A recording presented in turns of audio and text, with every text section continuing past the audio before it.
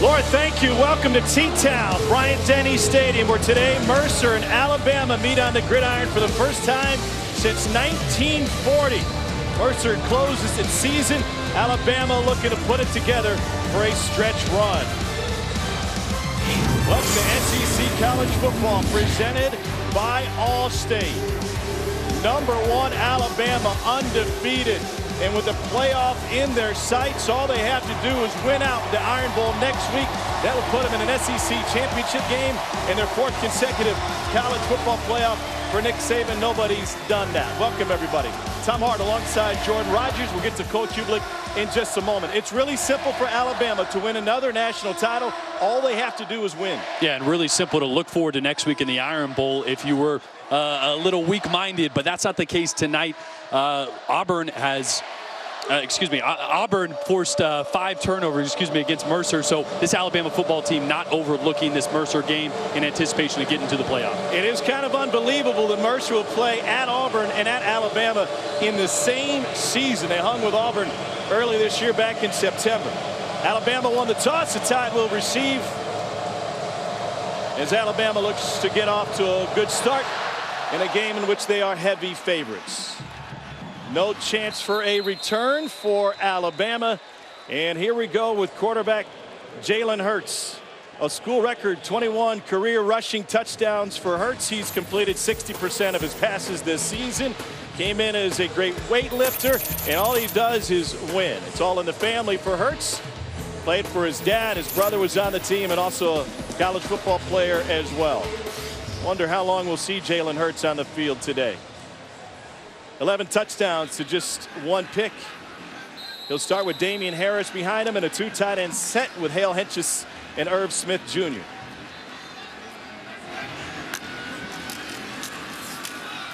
And Harris will take it straight up the middle on 1st down. And he's able to rip off a 7-yard run. Big advantage up front for Alabama and their offensive line as we take a look at the Crimson Tide starters. Just saw it carried by Damian Harris there. Probably one of the more talented running backs in this entire league. His explosiveness, his physical presence. This offensive line continuing to play better. They struggled at times this season, but he's as talented as they come, Damian Harris. Mercer has some talented linebackers that have put up big numbers. Will Conway in on his first stop alongside Lee Bennett. Bennett's got 102 tackles coming in.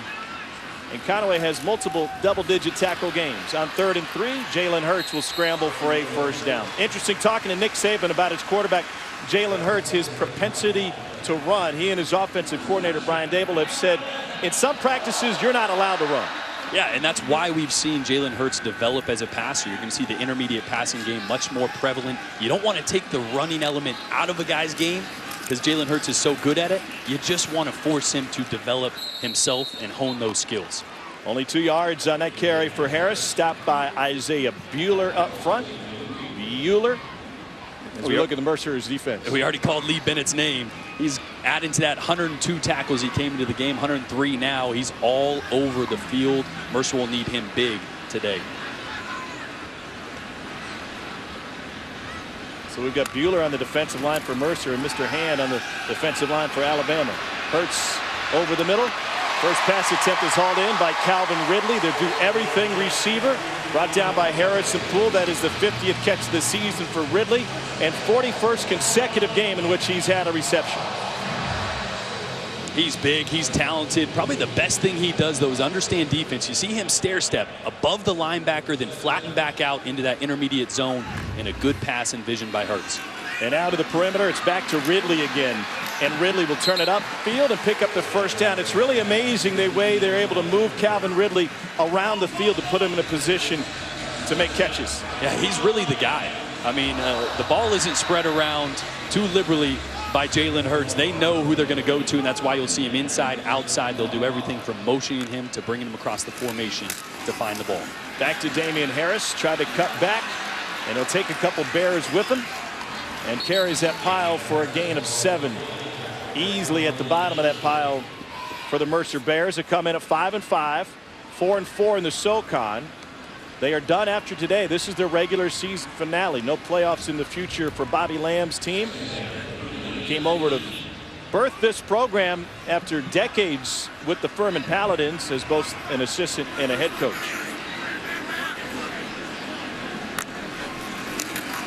Second and 3, Harris again.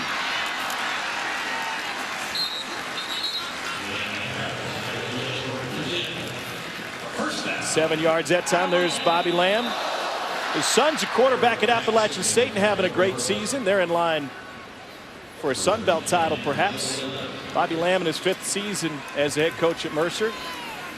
They originally were in the Pioneer League, a non-scholarship league, after a 71-year absence to college football on their Macon campus.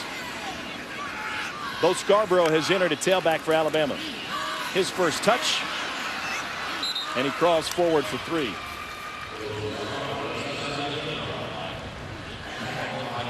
Opening drive for Alabama. And this will be their 10th play of their opening drive.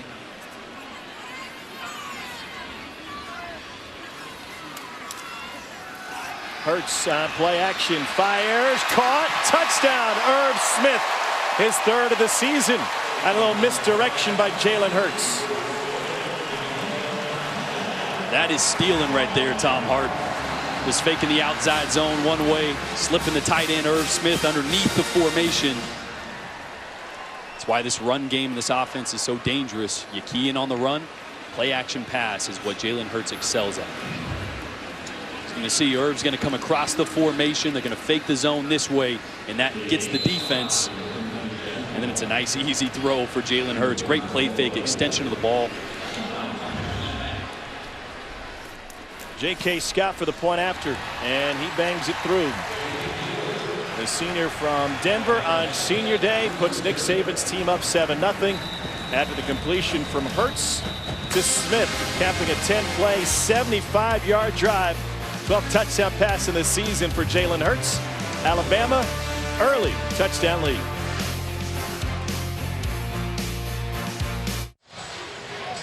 Let's take a look at today's keys to the game, brought to you by Lending Tree. For Mercer, be creative, make memories, and make history. This is the 2nd time in their football history that they're playing number 1. First time was October of 1939 against number 1 Tennessee. They lost 17-0 in Knoxville. For Alabama, give 4 quarters of effort.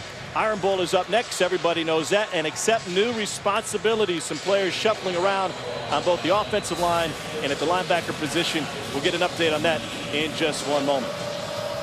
Alabama won the toss. They score on their opening drive.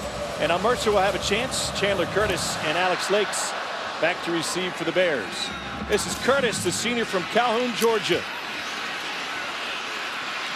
And makes it to the 20 and pass it. Curtis to the sideline, and a positive return for Mercer, and great field position on a 39-yard return. Let's go down to the field as we say hello for the first time to Cole Kublik. Tom, injury's been a big story for this Alabama football team today. Offensive lineman Ross Pierce-Baker, defensive back Minka Fitzpatrick, and linebackers Terrell Lewis and Christian Miller not dressed out today, so will not be appearing against Mercer and for the Crimson Tide. Trying to find some depth at that linebacking position, and so Dylan Moses, the freshman from Baton Rouge out of U-High, gets to start today. Parade National Player of the Year, Butkus Award winner, is a top high school linebacker coming out of IMG Academy. And we'll see if he can make some plays for Bama. And the first play from scrimmage, T. Mitchell gets no gain. Kalen Riley is a redshirt freshman quarterback for Mercer. He's replacing quarterback John Ross, who's a 4-year starter, comes from an athletic family. Both his mom and dad were college basketball players.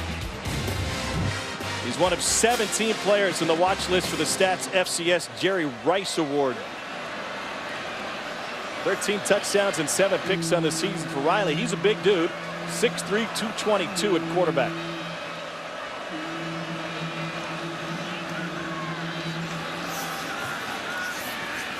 To the sideline. Great separation made by Marquise Servin, and he's got a first down on Anthony Averett. Here's how Alabama lines up on D. Yeah, Tom, you mentioned, and Cole mentioned as well, the injuries. Dylan Moses will be filling in for Keith Holcomb, who started last game, who was filling in for linebackers Sean Dion Hamilton and Mac Wilson, both out with injuries. A young, talented linebacker. The physicality that he brings will be the reason he's starting today, but he'll be the one that's, can we see him communicate? Get the guys lined up. The youth is what we're watching for today. And Minkah Fitzpatrick, they're all everything in the defensive backfield is out as well today. They want to rest him up and get him ready for next week. Riley will hand it off. This is T. Mitchell. And Mitchell squirts through before he's brought down by Moses. What do you think the Alabama coaching staff and specifically D coordinator Jeremy Pruitt are looking for from Moses today? Alignment and assignment. I mentioned he's physically gifted, Moses is, but as a true freshman, this is a complex defense that Alabama runs. And we asked Jeremy Pruitt about it. Do you limit the plays? No, you don't necessarily limit the plays, but you limit the complexity. I want to see him communicate and help get guys lined up. 2nd and 1, opening drive for the Mercer Bears out of the Southern Conference.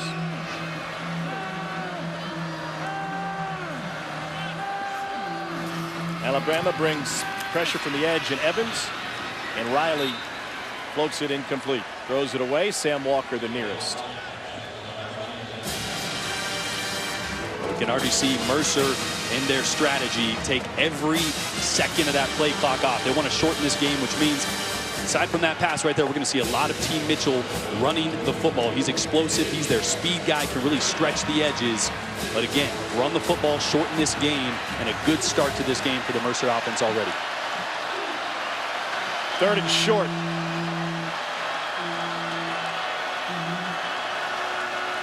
Out of the gun, needing 1. Mitchell brought down behind the line of scrimmage by Dylan Moses, and the freshman in on another stop, and that will force Mercer to make a decision on 4th and 2. Yeah, you're going to see Moses come off the edge. This is a great job. He's physical, instinctive. That's what they were missing last week with Keith Holcomb in the game. Holcomb's great at the assignment, getting guys lined up. But the hesitation we saw last week against Mississippi State was the reason they found some success on the ground. Moses already not hesitating. Looked like Riley had a first down if he would have kept it. Cole Fisher, junior from Walnut Grove, Georgia, out of Archer High School, on to attempt a 52-yarder. His long is 36. Does he have the leg? Oh, off the crossbar. Why not give it a try for Mercer? This is the final game of the season, so they trot Fisher out for a kick that's 16 yards longer than his career long. He would have had a memory on this one. Just one rotation short, and it bounces back towards the field. 7-0, number 1 Alabama.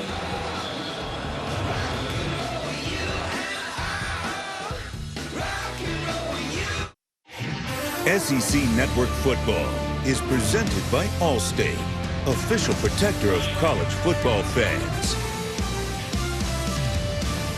Nick Saban honoring 21-man senior class, part of 50 wins against just 4 losses. They have a chance to tie the NCAA record with the 51st win today that was set by Alabama's 2016 senior class. Only lost to 3 teams total. Ole Miss twice, Ohio State and Clemson. Josh Jacobs gets a carry, his first touch of the day, and he's able to push off a 12-yard run. Taken down by Eric Jackson, the sophomore from McLean High School in Tulsa, Oklahoma. A guy that they'd like to get into the rotation a little bit more. Yeah, Saban even mentioned how they need to figure out ways to get him the ball. Had some significant carries and time in the second half last week. 2-back set already, and this is where he's dangerous, out of the backfield. And Jacobs has another first down. Time to get back to the studio. Here's Peter Burns. What's up, Tom Hart? How about a studio update? And how about the Auburn Tigers? I know a couple Alabama fans are looking at that team. Kerryon Johnson rushing touchdown in 7 of his last 8 games now. But Louisiana Monroe has it 1st and goal on Auburn right now. All right, Peter, thank you. By the way, it's our first time back with Peter since the birth of his son, Bo. So congratulations to Peter, his beautiful wife, Lauren. What a wonderful family. Great to have them back. Let's just hope he gets his mom's looks. Oh, you know, Peter's a good-looking guy. Daughter Bo, pardon me. Yeah, it's the Cajun spelling. Yeah, they went to the X. B-E-A-U-X. I would have been on top of that if we were in LSU like we're going to be next week. Yeah. We got a go Bo already. 2nd down and 10 for Alabama. And Hurts looking over the middle. Got all day. Lets it fly. Complete. This is Jacobs, and he's taken that inside the 5. Second catch for Jacobs out of the backfield.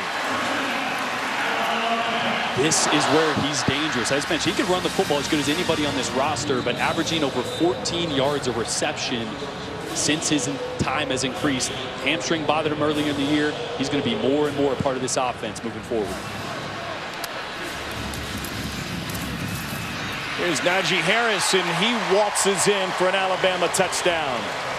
3-yard run for Harris. Third of the season for the freshman.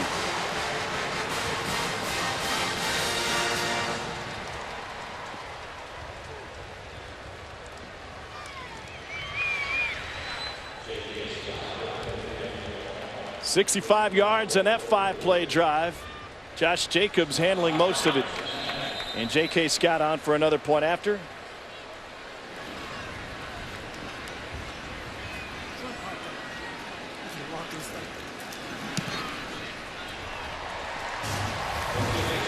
Jalen Hurts, with patience in the pocket, is able to find Josh Jacobs out of the backfield to set up a 1st and goal.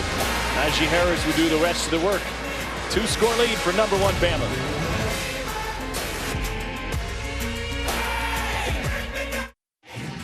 Other games going on. Let's get you a quick studio update. Arkansas needs to win their last 2 games to be bowl eligible. David Williams takes it in 7-0 against Mississippi State in Fayetteville. But how about this? Virginia up 7-0 on Miami, and the Hurricanes just threw a pick. 7-0. Interesting in that one. Tom Hart, Bo's mom is mad at you, my friend. Please. As long as Bo's not mad at me, I think I'm fine. That could be a monster win for Bronco Mendenhall in Virginia, and a huge loss for the ACC as a whole because their championship game is already set. Miami loses to Virginia, and then they knock off Clemson. Yikes, what's going to happen in the playoff for the ACC? Here's what's happening with Alabama's offense. They're averaging better than 9 yards a play. Yeah, Jalen Hurts' patience in the pocket on a few of these throws. What I was talking about early in the game that he's been improving on, and this is the Alabama we know. Running the football. Josh Jacobs, talented runner, and then also getting the ball down the field to set up the short touchdown run by Harris. Alabama has gotten off to incredibly fast starts this season. They've scored more points in the first half than 24 FBS teams total. And it's the first quarter where they really gotten off to great starts. Touchdowns in each of the first 2 drives here. Chance for Mercer to put something together. They look pretty good on their first drive.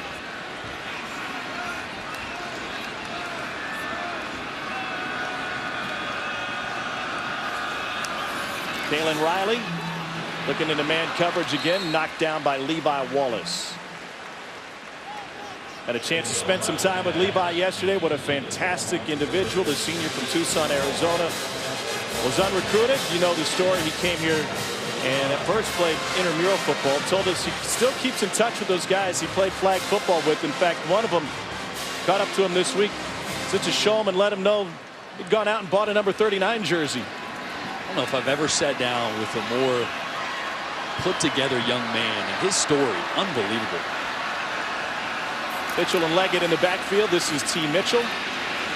And he's got to fight and scratch for some yards.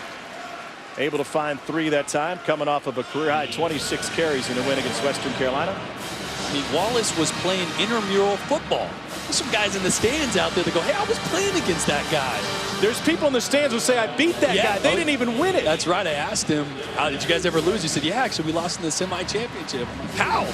Also played quarterback. Here's what he said. He said it was cold that day, and he's not truly a quarterback, but he could probably whip it around. He said, my hands were cold. He's an Arizona boy, so I couldn't grip the ball. So they lost. He's got some big mitts, too. He does. 3 picks on the season for Wallace, 2 against Ole Miss, including one of them returned for a score. Bunch formation for Mercer. Riley on the run, fires a bullet, good for a first down. That's Irvin, the junior out of Madison County High School up in Huntsville. And it's an 8-yard gain. Boy, the difficulty of that throw right there, can't understate it. Throwing to the left as a right-handed quarterback. He's got to whip his shoulders around at the last minute, and he fits that ball in to Irvin in a tight window. You can already see this is Mercer's plan. Man press coverage is tough to hit anything vertical on the outside. Move the pocket with your quarterback, who is mobile. He's not going to beat you way downfield running the football, but get him outside the pocket, get away from the noise, complete some balls.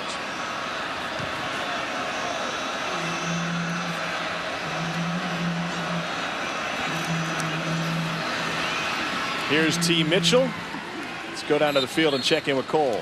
Tom, I asked Jeremy Pruitt, Alabama defensive coordinator, before the game, what do we need to watch? What do we need to pay attention to? And he said, you need to watch the communication between myself and Dylan Moses. He's signaling plays into him. He's going to be distributing that to the rest of the defense. And if you recall back yesterday in our meeting with him, Tom, he said, hey, man, I love this game like this tomorrow because the crowd is going to actually let me communicate with these guys. They're going to be able to hear what we're talking about. We went to practice the other night. You couldn't hear anything. I don't know how those guys coach those players are so loud in there. My ears are still ringing. By the way, it's the same soundtrack that Kirby Smart uses at his practices. He borrowed that from Coach Saban. We might see an Alabama-Georgia matchup in the SEC championship game. Here's T. Mitchell again. Let's get back to the studio once again. Here's PB.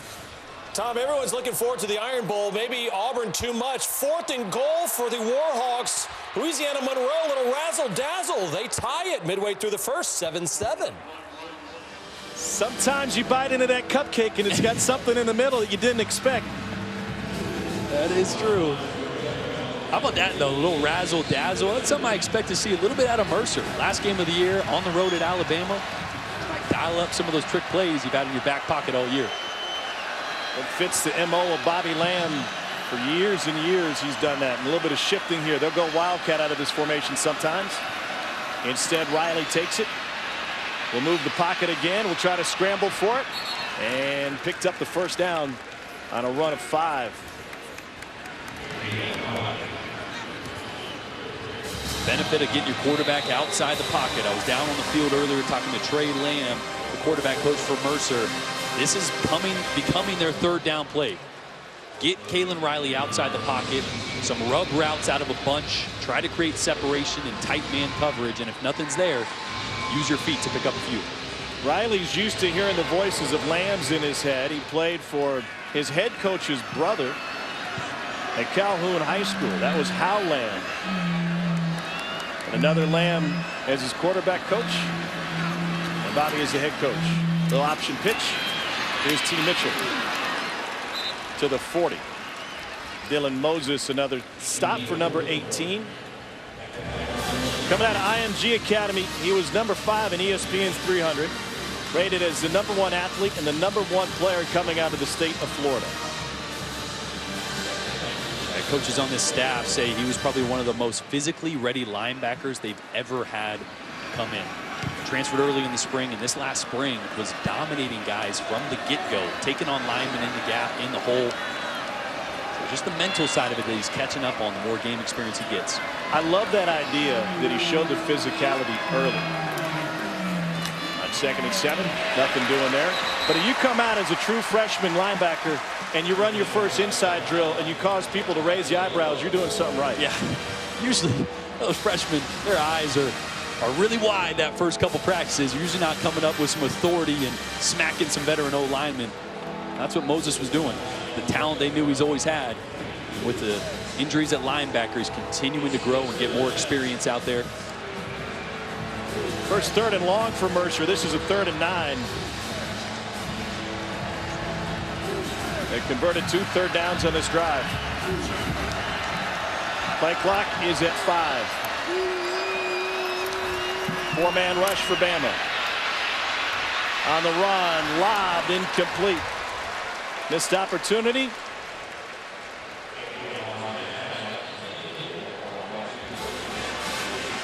They're going to keep the offense out there? Yeah, I mean, listen, it's your last game of the season. You're at number 1. Why would you punt on the plus side of the 50? I think is what Bobby Lamb's probably thinking. Remember, they attempted that long field goal last time, and they're going to punt it away this time. So Grant Goupel, the freshman, will come out. We expect him to throw caution to the wind a time or two over the course of this game. Yeah, absolutely. Nothing to lose. We mentioned it last game of the season as well. On the road at Alabama. This is a difficult one. That middle ground, too long for a field goal, but you also have 10 yards for a first down. So I can understand a punt here. And it's a beauty of a punt. Down at the 2 after a 40-yarder from Goupel. Eric Jackson downs it, and Mercer's got Alabama backed up. Worst field position of the day.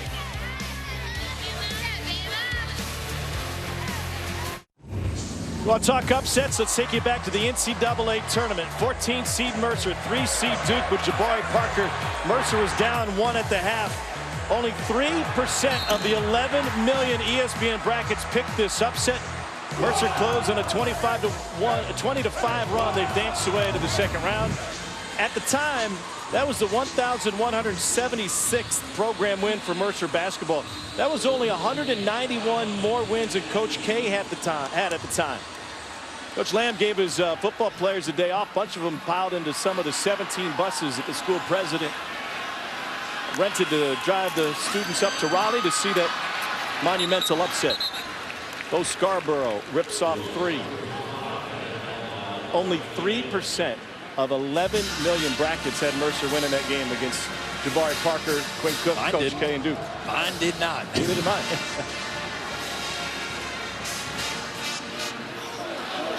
Doesn't matter the sport, though. You can find some inspiration in what the basketball team has done as well. Scarborough got helicoptered, able to fly for 4. Will Conway hit him while he was in the air. Tom, I can guarantee you this. This Mercer defense has not seen an athlete as big and physical as Bo Scarborough. Almost kept his feet there and kept going. 6'2", 235 pounds seems light to me. He's as big and as athletic of a guy these Mercer Bears have seen all year, for sure. 3rd down 4. Hurts will keep it. He'll run for a first down and plenty more if he wants it. Hurts sidesteps his way out of bounds for a gain of 26. Big Matt Womack was leading the way for him, the right tackle for Alabama at 324 pounds. And he paves the way to another long play for Alabama. 1 quarter in the books in T-Town. #1 team in the country has a 14-0 lead on Mercer.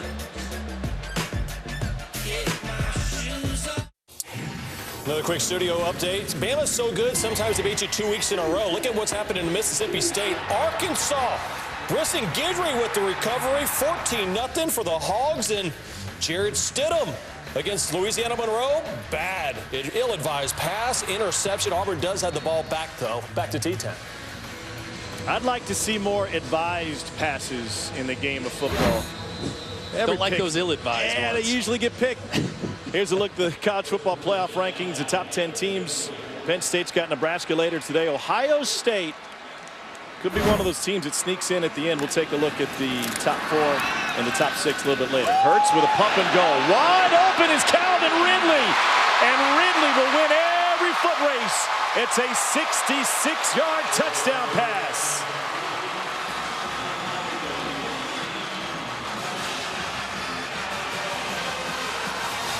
Ridley already over the century mark.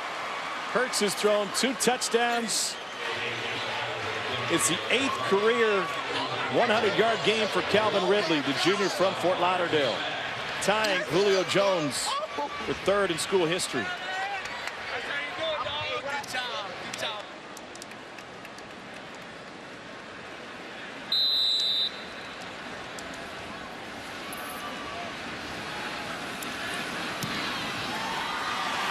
Just through for J.K. Scott. Hurts to Ridley. They are dangerous. Ridley working on Harrison Poole here. What you're going to see without coverage, a little sluggo, little slant and go. And you're not going to see many routes run better than this. Look at the eyes. The eyes look in. That's what sells it. Harrison Poole was beat off the get-go. And that's an easy throw. That's one of those, don't overthrow him, don't overthrow him, don't overthrow him. I would call this an advised throw. That is very advised. Ridley almost put his hand up for a fair catch there. But that route, that was such a good route. When you talk to Alabama players about Calvin Ridley and ask him what makes Ridley so good, they almost don't have an answer. I've heard 5 or 6 things. Yeah. He's physical, he's big, he's fast. His knowledge of the game, and Levi Wallace said he can stop on a dime. So much so that his knees hurt. And Levi's like, it hurts my knees too. I don't know how he does it. He pointed out a curl route that he ran a couple of weeks ago. He said he runs so hard and cuts so hard, it's almost impossible to cover. Yeah. And as I drew up there, the subtlety to playing the position of wide receiver. Selling a sluggo and looking in off that second in cut, that second step on your in cut right before you put your foot in the ground and get vertical. That's what beats defenders. That's why NFL scouts are drooling over him. The physical tools as well as the mental intangibles. Hurts now third in school history in total offense. J.K. Scott will kick it away. Chandler Curtis will not have a return. Our day of college football continues at 4 o'clock Eastern. UAB looking for an upset as they travel to Gainesville. It's been a great season for the Blazers. We also have Wofford against South Carolina. And the SEC alternate channel, and to cap off the day, Missouri and Vandy in our SEC Saturday night game. Presented by Holiday Inn Express. All 3 games also streaming live on the ESPN app. Drew Lock's having a historic season.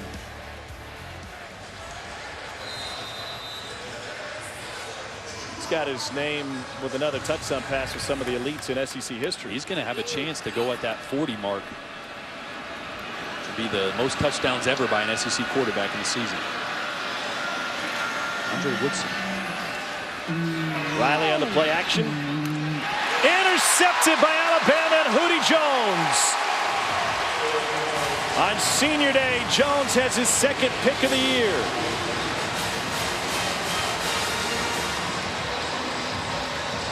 A few more snaps for Hootie Day today with Minkah Fitzpatrick getting a rest, and he's able to take advantage. 13th pick for this Alabama defense this season. And a ball hawk. They got ball hawks all over the secondary, but just a great play here by Hootie Jones. This is a deep over route off of play action coming from the backside. You see how he starts on top of the receiver, and as he understands where he's going, he cuts underneath. A ball Kalen Riley will want to either hold on to and scramble or throw 10 feet over his head into the 10th row of the bleachers.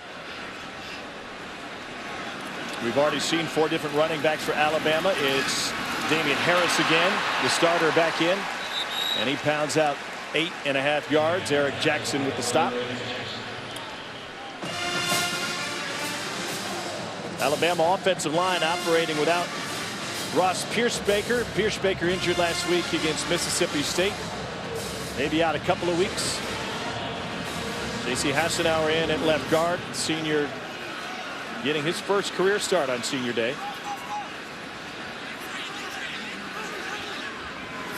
And a pretty good one in center of Bradley Bozeman. Here's Robert Foster on the jet sweep.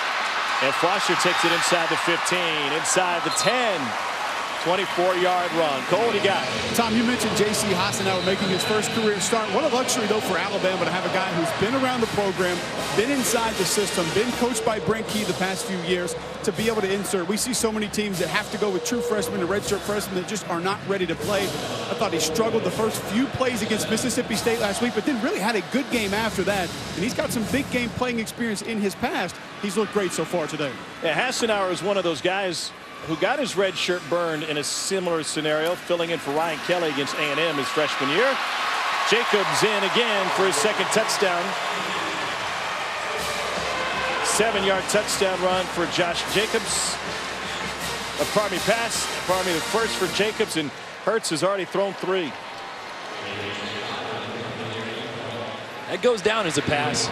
I thought that touchdown to Ridley was one of the easiest I'll see, but those little touch passes on the jet sweep, that's just stealing for a quarterback. He gets a passing touchdown for that.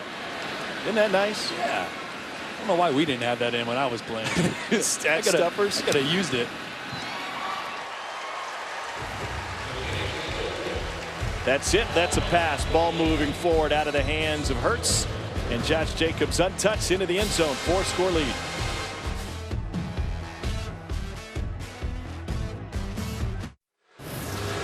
Let's take a look at Playing with Style, brought to you by Belk. And the only thing that's gone wrong today is you're open. Everything going right for Alabama. The play action pass on point with how good their run game is. When we got a talented receiver like Calvin Ridley going double move on the outside, that's tough to stop as well. Josh Jacobs getting involved. 2 touchdown receptions, even though that one was more like a handoff. But Jalen Hurts not going to have much better of a day than that. All throws advised. 7 of 7 for $180.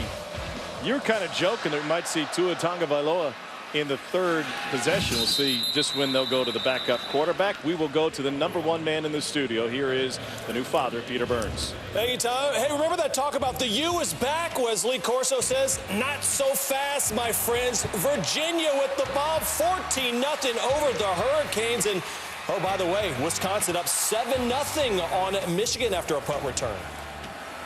There it is. Take a look. Wolverines punting it in Camp Randall Stadium. What a play it was. We'll be at SportsCenter Top 10 tonight. Back to T-Town. They'll be dancing in Madison after that game no matter what. A little hokey pokey and maybe some on special teams for the Badgers. C.J. Leggett, fourth-year junior from Sewanee. Georgia Tech transfer, picks up 2 yards. Dylan Moses in on the tackle. Mentioned that this is the second time that Mercer is playing the #1 team in the country. Back in 1939, they took on Robert Neyland's Tennessee team. That was a Tennessee team that didn't allow a single point until they lost to USC in the Rose Bowl. That was a streak of 17 consecutive regular season games without being scored upon. Jeez. Here's where times just don't change in college football. I'll tell you after this 2nd and 8. Tennessee, by the way, was coming off of a national championship season. And even back in 1938 and 1939, SEC coaches were being criticized for their soft schedules. Neyland drew criticism for scheduling the likes of Sewanee, Citadel, Chattanooga, and Mercer. 1939, they were all over for the Cupcakes. Unbelievable. That wasn't even a playoff they were worried about for strength of schedule. No, they were just making up national champions back then. Unscored upon until the Rose Bowl. A game between Mercer and Tennessee was played in Knoxville. Whoa, a little bit offsides on the corner blitz. And they're able to blow the play off, but Tony Brown had the timing all off. Well, he's fast, huh?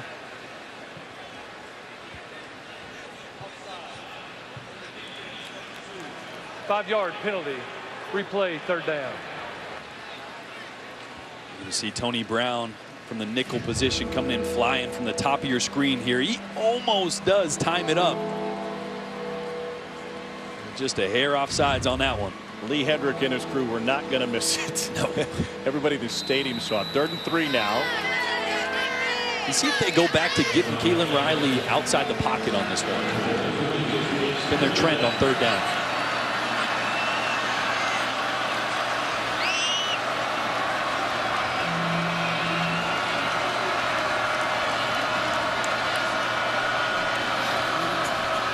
They'll do just that. Riley on the run. Off balance, incomplete. Oh, Chandler Curtis was his intended receiver. I love the play call. Receiver runs a double move on the outside. They've run this same exact play essentially 2 other times on 3rd down. This time the outside receiver, instead of breaking towards the sideline, nodded and headed upfield and actually had a step on Levi Wallace, but Riley unable to get it further enough downfield.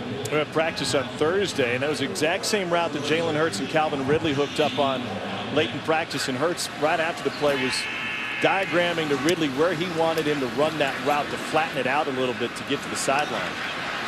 Here's Marks in the punt return for Alabama, looking for a block, and he gets flipped at midfield. Didn't see him coming in from the blind side. 43-yard punt, 25 on the return, and B.J. Buller with his special team stop. This will be a highlight for Mercer and a highlight for Alabama as well on a solid return. Crimson Tide will have it at midfield when we return.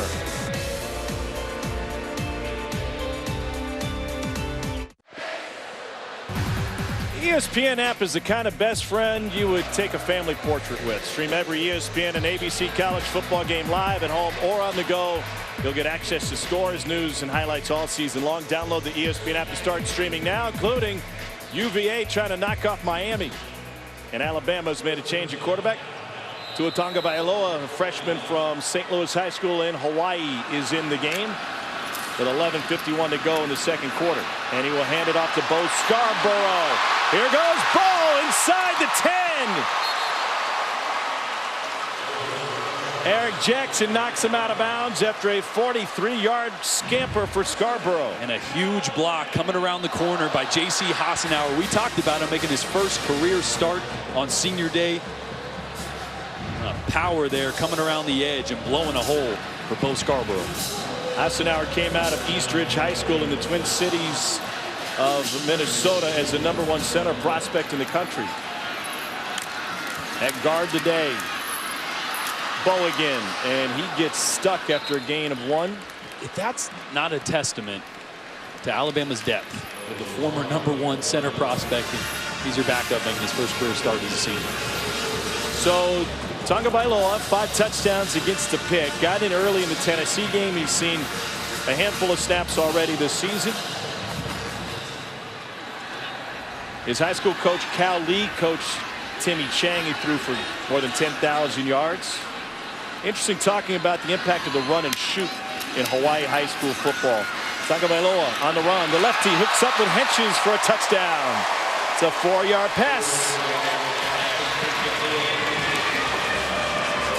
Third touchdown for Hale Henches.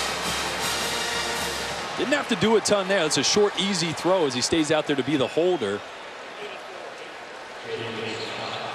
But the exact same play, essentially, with a little bit of a wrinkle in the backfield. Exact same play that they scored on earlier to Irv Smith. Three-play 49-yard drive. Prior, a 3-play 40-yard drive. Alabama not wasting any time on a day where some schools are running into buzzsaws. #1 team in the country has a 35-0 lead. Zone ride, a lefty going the wrong way, flips his shoulders. Really the action in the backfield is what made that play. 10:39 to go in the second. Tom Hart alongside Jordan Rogers. We've got Cole Kublik down on the sideline today. What can Alabama work on the rest of this game? Because let's be honest, it's 35-0. Last game of the year for Mercer. This might look more like a scrimmage the rest of the way. Yeah, well, it's depth. On the defensive side of the ball, I don't think you're going to see Dylan Moses come out of this game for a while. The more experience, the more depth, the more practice he gets communicating, the better this defense is going to be. And then when it comes to Tagovailoa, you're going to see him run the ball a lot, but I guarantee they'll still mix in some passes so he can develop. You can't replace depth as you get this late in the season. It's depth that they're looking for on both sides, as you're talking about, which I think is really interesting from that standpoint. It's not just the linebackers they want to get snaps. It's guys on the offensive side as well. And trust us, Nick Saban's got plenty of ball carriers and weapons on offense that they're looking to get carries to. Nobody's won more games as the #1 coach in the country than Nick Saban. And they're well on their way to another one here today. It's like the tin horn's been reversed so far. Alex Lakes and Chandler Curtis back. Curtis will take a knee. Nick Saban has 122 wins since the start of the 2008 season. That's the most in the FBS. 22nd season overall as a head coach. He's won 5 SEC titles, 24 consecutive SEC wins. That is an unbelievable number. That'll be tested next week in the Iron Bowl on the Plains. Won 4 of the last 8 national titles, and they're looking for their 4th consecutive college football playoff appearance. They're the only team to have been in the first 3. 54-6 as the head coach of the #1 team in the country. That's the most wins as #1 in college football history, more than Woody Hayes, more than Bobby Bowden. Here's C.J. Leggett on the carry for Mercer. Gain of 2. And when we sat down with Nick Saban yesterday, the talk went from his program, the depth they're looking to build on both sides of the ball, quickly into the state of college football and spread offenses versus pro-style offenses. And he was quick to say, listen, I have no problem with the spread. It's just different. It's the evolution of college football. Yeah, I said, what's the next step in the evolution of college football? He goes, man, he threw up his hands. I'm just worried about this one. I don't care about what's next. A guy that came from what he called a single wing offense back when he was a quarterback. Yeah, the wing T.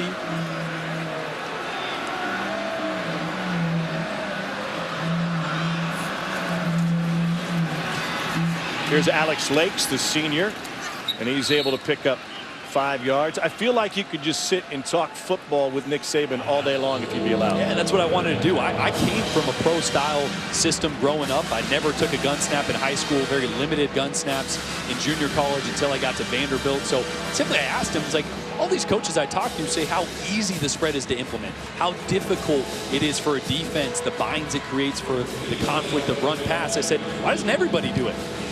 And he surprised me. He said, you know what? Because at some point during the game, whether it's a 3rd and 8 or a 2-minute, you're going to need an offense that has an answer and a check for everything.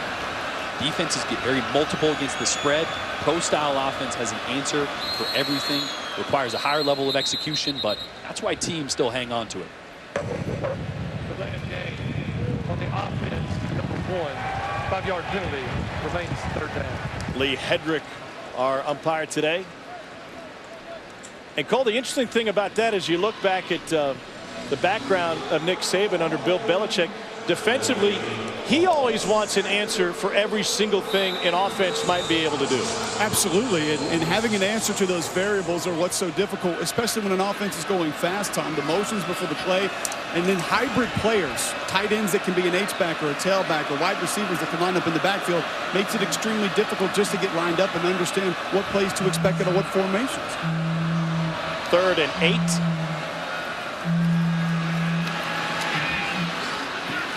And it is caught and taken for a first down by the tight end, Sam Walker. You know, talking a little bit about how Jeremy Pruitt handles this defense, it can be very complicated during the week. It can be incredibly complicated and complex during practice, and Pruitt does a great job simplifying it on game day. And talking with both him and Saban yesterday, how do you make it easier and simpler for guys that don't have snaps and maybe don't have the same recognition as your juniors and seniors? And you could tell that was kind of a push and a pull in something that Nick Saban reluctantly was willing to do in terms of trying to make it easier and simpler and just be able to be in the right spot even if you only run 4 plays. I think reluctancy is a good word there, because this is not a defense nor a system under Saban or Pruitt that wants to be simple. The complexity of it is what makes them so good. But when it comes to Dylan Moses, with the injuries to Sean Dion Hamilton and Mac Wilson, he had 4 days to learn the Mike linebacker position. As a true freshman, you're not going to even come close to picking everything up. Now he's got 8 practices under his belt, so we're watching him now as technically a seasoned vet with 2 weeks at Mike linebacker. And it's not just the starters we're talking about. And Pruitt was quick to point out, you got guys like Vandarius Cowan and Joshua McMillan, guys who had been inside and then moved to outside, and then with the injuries, had to move them back inside again. Here's a screen to C.J. Leggett, and that's blown up by Dylan Moses. Baton Rouge kid, originally committed to LSU as an 8th grader, but ends up in Tuscaloosa. Loss of 2. They're still fantastic defensively. They've been #1 in defensive efficiency 5 times since the creation of the stat in 2005. Leading the country in points allowed, just 11.2. Really in a different manner than they did last year. Remember all the turnovers and the scores that defense had last year? Much more efficient, much more structurally sound this season, and not as many turnovers. 15 non-offensive touchdowns last year. This year, 1.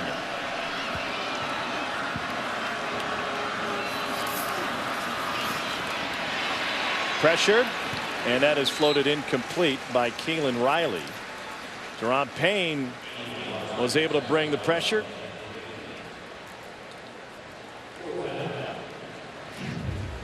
Deron Payne, number 94 in the center of your screen, another guy that this Mercer offensive line probably hasn't seen many body types like that.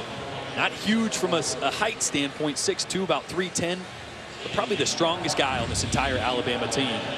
He takes on double teams and splits them just like that on a regular basis. You got Payne as being stronger than Deshaun Hand. That dude bends bars in the weight room. They both do. Marks lets it take a hop. It will trickle inside the 20 and down nearly to the 15. 47-yard punt from Grant Goupel. Tuatonga Baialoa, the true freshman, ready to return for Alabama.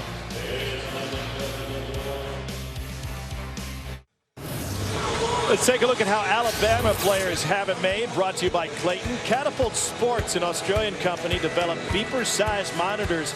They use GPS system to track player workload, acceleration, deceleration, directional changes, and explosive movements. That information is transported through a system that allows Bama to structure their practices and properly manage the rehabilitation of injured players. The monitors can also help prevent injuries by managing the players all season. We should put a monitor on Cole. We should have a tracking system on Cole today. Hey, we should not tell him, though, because otherwise he's going to be running around the field doing circles if he knows it's on there. Right, here's Josh Jacobs. His GPS numbers look pretty good. He picks up 9. Cole? I would find someone strategically to put that thing in their pocket and just pay them to do laps around the field for the entire game. Well, we might put it on some offensive linemen because they've already shuffled it in. Alex Leatherwood has entered the game now. Matt Womack's at right tackle and Leatherwood over at left tackle, freshman from Pensacola, Florida. Leatherwood part of that next wave of Alabama offensive linemen. Some folks on his coaching staff have been raving about guys like Leatherwood and Jedrick Wills Jr. Yeah, Leatherwood actually recruited by Jeremy Pruitt, the highest recruit that Jeremy Pruitt has ever signed in his career. So they are very high on Alex Leatherwood at the left tackle position. Got a steep learning curve. The offense he ran in high school wasn't a ton of dropbacks, so he's getting better and better as a pass protector. Hassenauer paving the way for Tonga Bailoa, and Tonga Bailoa picks up a couple. So J.C. Hassenauer now over at center after he started at left guard. Tom, how about Jonah Williams at left guard for Alabama? The staple left tackle for this football team and right tackle last year, getting some reps at guard.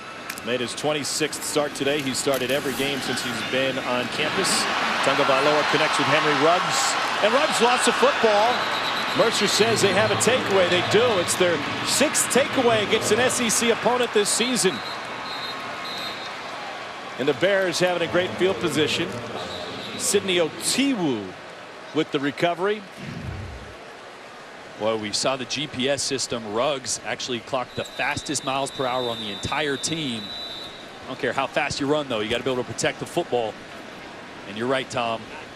Something Mercer did 5 times against Auburn. Take the football away. Harrison Poole with the forced fumble. Injured player Dorian Kithcart for Mercer. We're back in a moment.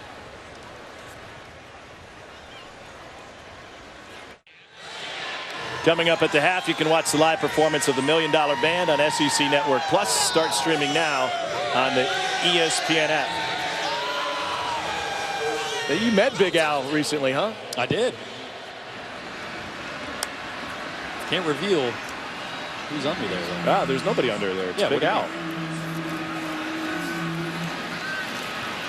A read action and a 5-yard gain on first down for Mercer's Alex Lakes. Here's a great story. Alex Lakes, a senior from Noonan, Georgia, came on before Mercer had scholarships available. He's a 5th-year senior. They were in the Pioneer League for a year. That's a non-scholarship conference.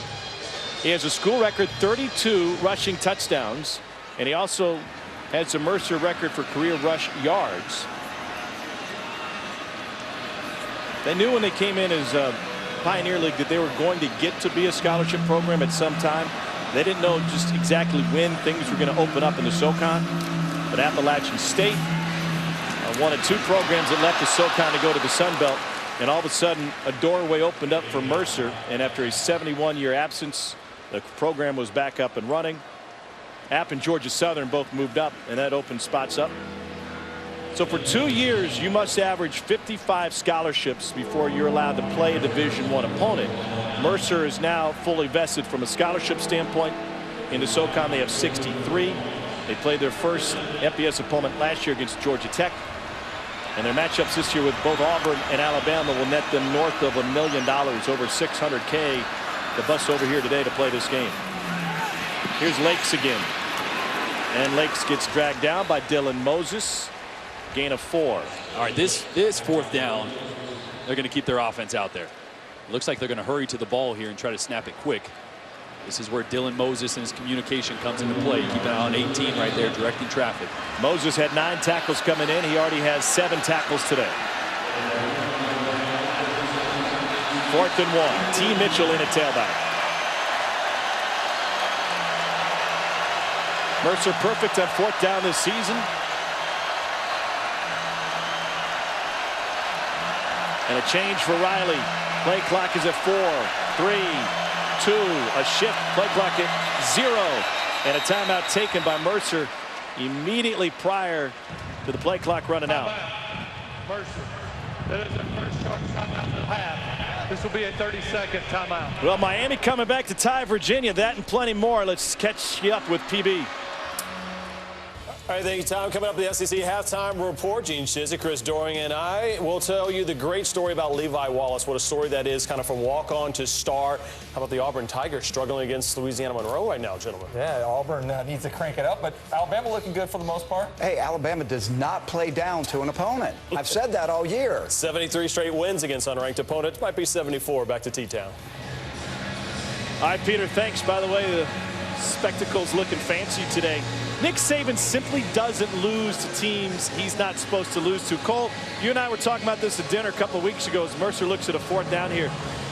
Alabama more than a 7-point favorite under Nick Saban. You got to go back to 07, the last time they lost, I think. Yeah, since his first season, I think it's happened one time.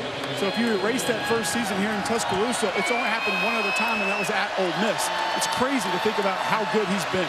4th and 1, they're going to throw it. They dump it to the tight end, and it's a first down for Sam Walker. Ronnie Harrison came up with a stop.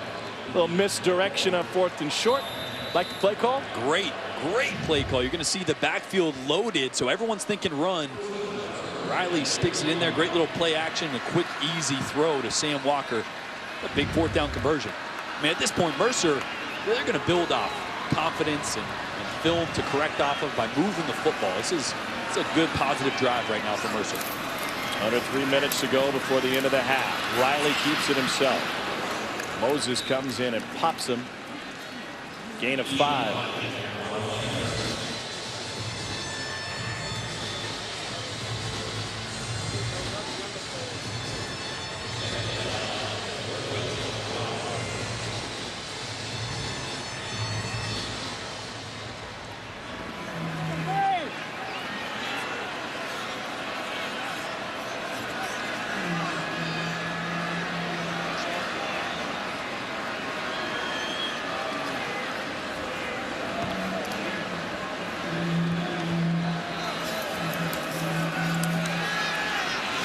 Back to the tight end. It's another grab for Walker and another first down for the 4th-year junior out of South Forsyth High School in Cumming, Georgia.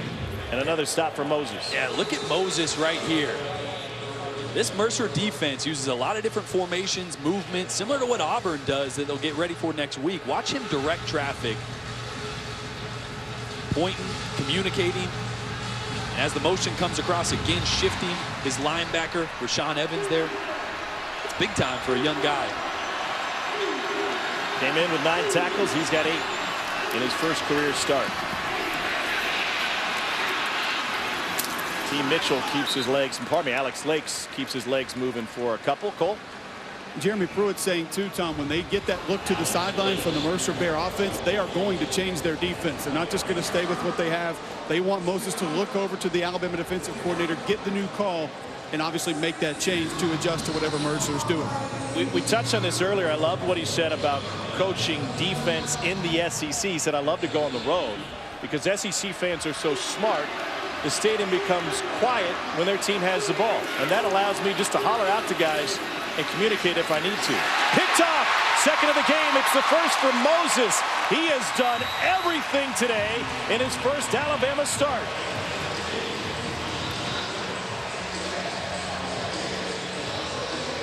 Mercer is trying to throw some wrinkles in there. You saw him convert the 4th down with a little play action, dump to the tight end. You're going to see a similar play here. They're going to leak their tight end out, and then they're going to leak someone back this way. And watch Dylan Moses come off of a block, get into his responsibility from a zone standpoint in coverage, and make the interception. Not a great throw, but from a standpoint of what the play was trying to do, similar to that 4th down, the wrinkle they threw in there trying to throw it back to Major Tennyson.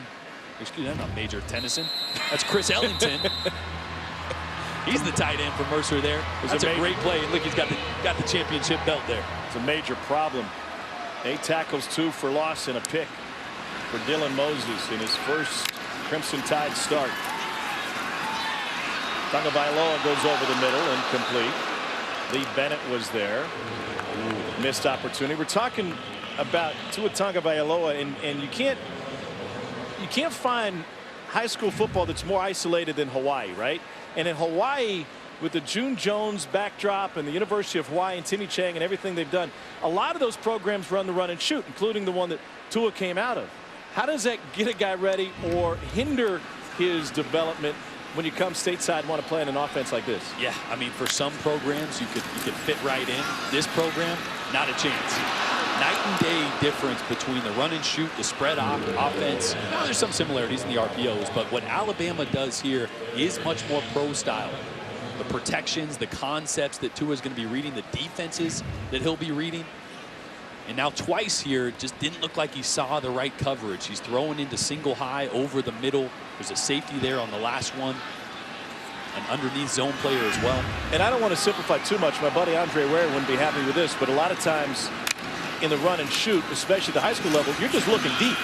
On third down, trying to spit one, a hurdle, and that'll turn in for a first down for Najee Harris. So from a read standpoint, if you're just dropping back going, I got 4 verticals, or I got 2 on this side, run and shoot, let's go. Yeah, unbelievable play by Harris here. But as you mentioned, the offense, think about it this way. In the spread run and shoot, the RPO-based offense from a quarterback standpoint, you're looking at one guy, backside.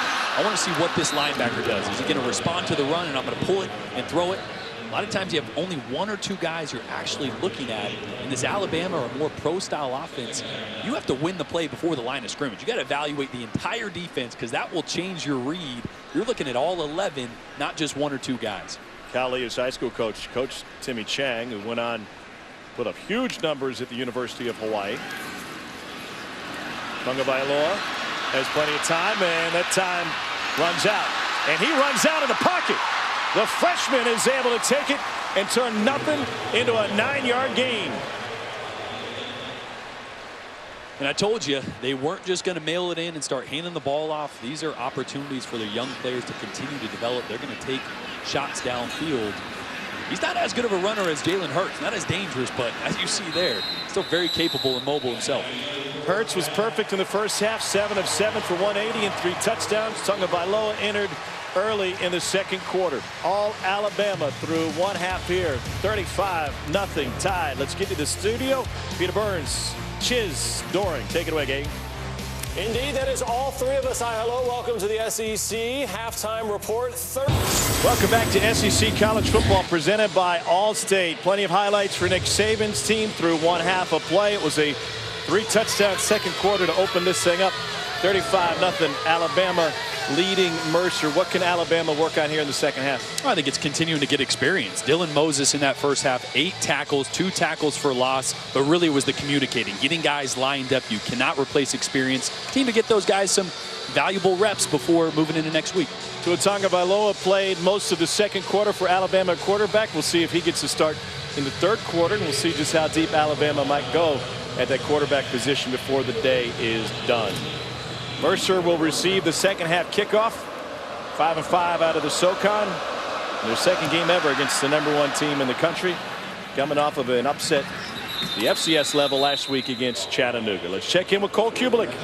Tom, I spoke to Mercer head football coach Bobby Lamb. He said, listen, offensively, we want to try to get the ball to the outside, to the perimeter a little bit more, make this Alabama defense run, maybe open some things up. He said, as far as our defense goes, gosh, that offense is really fast. So he didn't know what the answer is, neither do I, because they are really fast. Yeah, it's interesting. Bobby Lamb, when he was at Furman for a long time as an assistant and the head coach, they ran a lot of option stuff. About 2005, they started to open it up and go more spread. Came to Mercer doing more of it. 99 career wins in 14 years. He was at Furman from '86 to 2010. 9 of those years as the head coach of the Paladins. Son Taylor, the quarterback at Appalachian State. Remember that big win for App against Michigan was 10 years ago this season. The fake the end around. Kalen Riley has time to look deep and will check it near side. Maybe panicked a little bit when he didn't see what he'd like downfield. Yeah, but I do love the decision. I mean, he was looking downfield for Avery Ward, trying to take a shot, double covered. It's a great decision. Throw it out of bounds, but yeah, just keep going back to that offense is fast. Yeah, well, so is this defense. They're trying a little reverse orbit motion, try to steal the defensive eyes, but nobody bites on that one.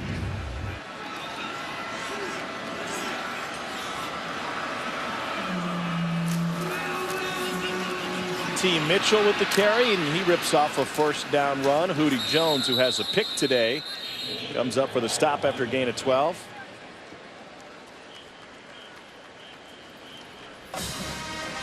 Team high 7 rushing touchdowns on the season for Mitchell, and that 12-yard gain is the longest Mercer play from scrimmage today.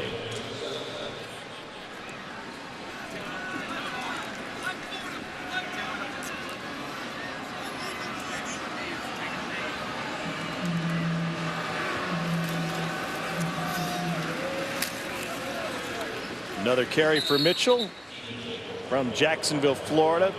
Started off at Air Force Prep, and Mercer, with its high academic standards, is a school that recruits a lot against the service academies and other private schools in the South.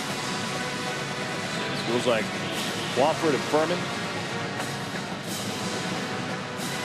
Plenty of talent in the Atlanta area and down around Macon and in rural Georgia for Mercer. They are primarily a Georgia-based roster with a handful of guys from the state of Florida. Batted down by Rashaan Evans. Big time play by Evans. This dude's played just about everywhere from a linebacking perspective for Alabama. Since he came to campus, he can do a lot of different things. Yeah, moving around so much inside, outside, rushing the passer. I think it's really hurt his development. If he could stick in one spot, he's one of the better athletes. And actually, a lot of coaches say the best pound-for-pound athlete on the entire team. He's great at rushing the passer. But with the injuries, they just need to move him around because he's so talented and versatile. Coming off of a 9-tackle performance against Mississippi State. On 3rd and 8. Straight ahead, T. Mitchell. Another big play straight up the gut against Alabama, and a gain of 20 that time. Ronnie Harrison with the stop. Cole, what do you think about Rashaan Evans in his time here at Alabama? Tom, I think he might be the most physically gifted linebacker that I've seen in the Nick Saban era. And I realize, trust me, I've studied those guys. I understand the lineage of that position. And guys like Reuben Foster, Reggie Ragland, C.J. Mosley, the list goes on and on. How quick twitch this young man is when he lines up to rush the passer. His inside moves, the spin move that he has is absolutely deadly. I think he can lead the nation in sacks if he was allowed to just play the Tim Williams role of a year ago and tee off and rush the passer. But he's very gifted off the football as well, arrives at the football with authority. And that's one thing that Jeremy Pruitt pointed out, is just how much thump he brings in the run game. Said he's really physical coming up and attacking the run. He's a lot of fun to watch play football. Injured player for Alabama was Ronnie Harrison. Harrison being helped off. He'll be replaced by Deontay Thompson at safety spot. Remember, they're already without Minkah Fitzpatrick today. Such a great team leader that Thursday at practice, Fitzpatrick was not in pads, but he was on the field tutoring just about everybody on the defensive side of the ball for Alabama.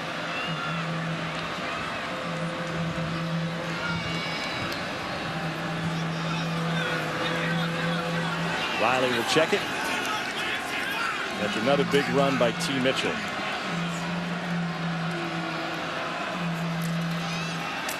Mitchell straight ahead.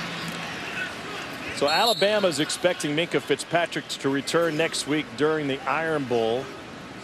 When he came to campus, Nick Saban gave Minkah Fitzpatrick, as he did everybody, a personality test, a character profile, if you will. And his profile was the closest to Nick Saban than anyone who has ever taken the test. He shares a lot of those same characteristics as his head coach. He is, sometimes you use this as a cliche, a coach on the field. There can't be a category for that, right? That's just that would be off the chart. Off the charts. He's definitely a leader. Good that he's getting some rest this week, though. Those hamstrings, if you don't shut him down at times, can really continue to hinder and bother you. They're going to need him down the stretch. So take a breather, get healthy. Minkah Fitzpatrick has not been in pads today, and he's, you know, what's impressed me about him, whether it's practice or games, he's such a great communicator. And guys listen to him. They obviously respect him and what he's accomplished and his talents, so those words carry a lot of weight. Well, and you said at practice, you want to be a good player. Nick Saban and his coaching staff, Jeremy Pruitt, said he's one of the best practice players they have ever seen. That's how you translate, and that's how you become good on Saturdays. starts in practice. And the communication doesn't have to be words. That's what struck me. There was a missed assignment during the Thursday practice, and Minkah was out there on the field with the play sheet in his hands, and he came off and he looked at one of the defenders, and all he did was raise his eyebrow at him. Like, dude, really? He didn't even have to say anything. Guy's like, my bad, I'll clean it up. You don't have to preach that to me. I was the youngest of 3 boys, a little bit of a rebel.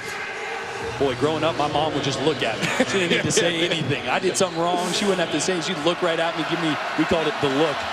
Well, I knew I did something wrong. Yeah, Minkah's got that side eye, too. That'll straighten you up in a hurry if you're a teammate. 4th and 4. Mercer going for it again. Play clock at 3. They're going to roll out to the right. Option look. C.J. Leggett can't get by Dylan Moses. The freshman's got another stop behind the line of scrimmage. 10th tackle of the game for Moses. And his 3rd tackle for a loss. Holy Moses, what a start for the freshman. Impact player at inside linebacker for Bama.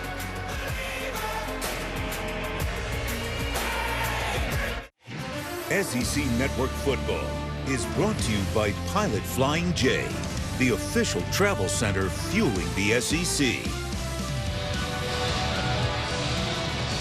Don't very often see a loss in this stadium if you're cheering for the home team. Bama's won 33 out of 34. Bryant Denny, 4th best winning percentage in the FBS since opening in 1929. Alabama back on offense. Josh Jacobs with the carry. And he picks up 3. New offensive coordinator this season, Brian Dable. Spent 17 seasons coaching in the NFL, 4 years as an NFL offensive coordinator, including with Cleveland, Miami, and Kansas City. He was a graduate assistant under Nick Saban at Michigan State back in 1998 and 99, and we had a great time talking offense with him yesterday. And talking about his decision to leave the Patriots to come here. And he said, I knew exactly what I was getting into. Of course, Nick Saban cut his teeth under Bill Belichick. He said the organizational skills, the expectations, and the opportunity to win, all reasons he came to the college game from the pro game. He's worked with some great quarterbacks. He has. Laundry list of quarterbacks, and that's one thing Saban mentioned is his teaching progression. Biggest difference of having Brian Dable as the offensive coordinator, not only what you see on the field, which is different pass concepts, utilizing the middle of the field, down the field, much improved as it was last year, but it's teaching quarterbacks. And I think it was interesting. You talked about the Belichick tree, and the Saban tree is he started on defense. He was always defense with Nick, and then he switches over. And the most important part about playing quarterback is understanding defense. It's the first thing he works on. So you're learning from a guy that started his career on defense. By the way, that's the typical broadcaster's jinx. We start talking about the offensive coordinator, and they punt for the first time today. J.K. Scott, school record in punt yardage here at Alabama, on for the first time to punt it. And this is a beauty. Inside the 10 and taken for a fair catch by Chandler Curtis. It's a 50-yarder. As J.K. Scott has been holding that one in the bag for a while. Mercer back on offense looking for their first points. And now let's take a look at this great team play with today's All-State, all-hands-in play. The senior class, 21 of them being honored before the game, living up to those honors during the game. Play after play by the guys who are playing in their final home game for Alabama, including the first start for J.C. Hassenauer coming on senior day. He's paving the way for Bo Scarborough and company. We got Rashaan Evans making plays, Levi Wallace with an interception.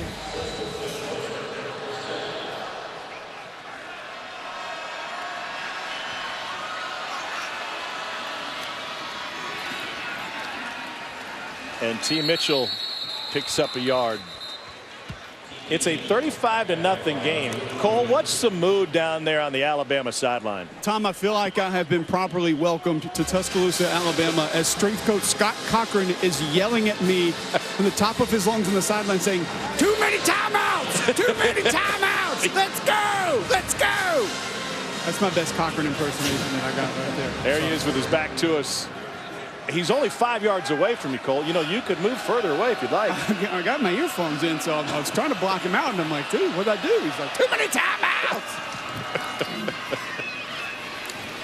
Can we get that one more time?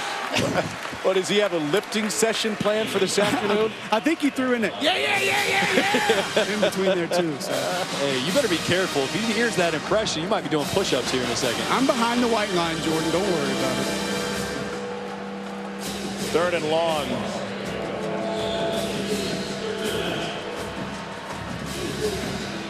Two contrasting sideline styles between the head coach and his strength and conditioning coach.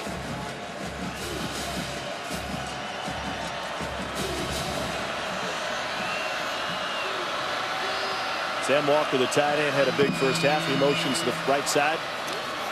Pitch blown up. Dylan Moses again. Another tackle behind the line of scrimmage. That's his 4th tackle for loss.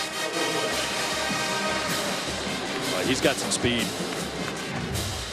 Offensive coordinator Casey Vaught mentioned that they wanted to try to get the ball to the edge, but tough when your middle linebacker is running from the play side guard all the way outside the hashes by the time your running back gets the pitch.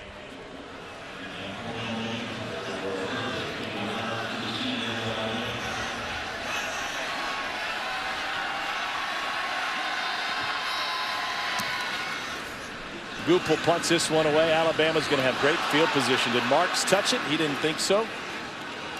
And it trickles down to the 42. Hey, Cole, get ready for more screaming. We got another timeout. Let's see if that Alabama sideline thinks of it now.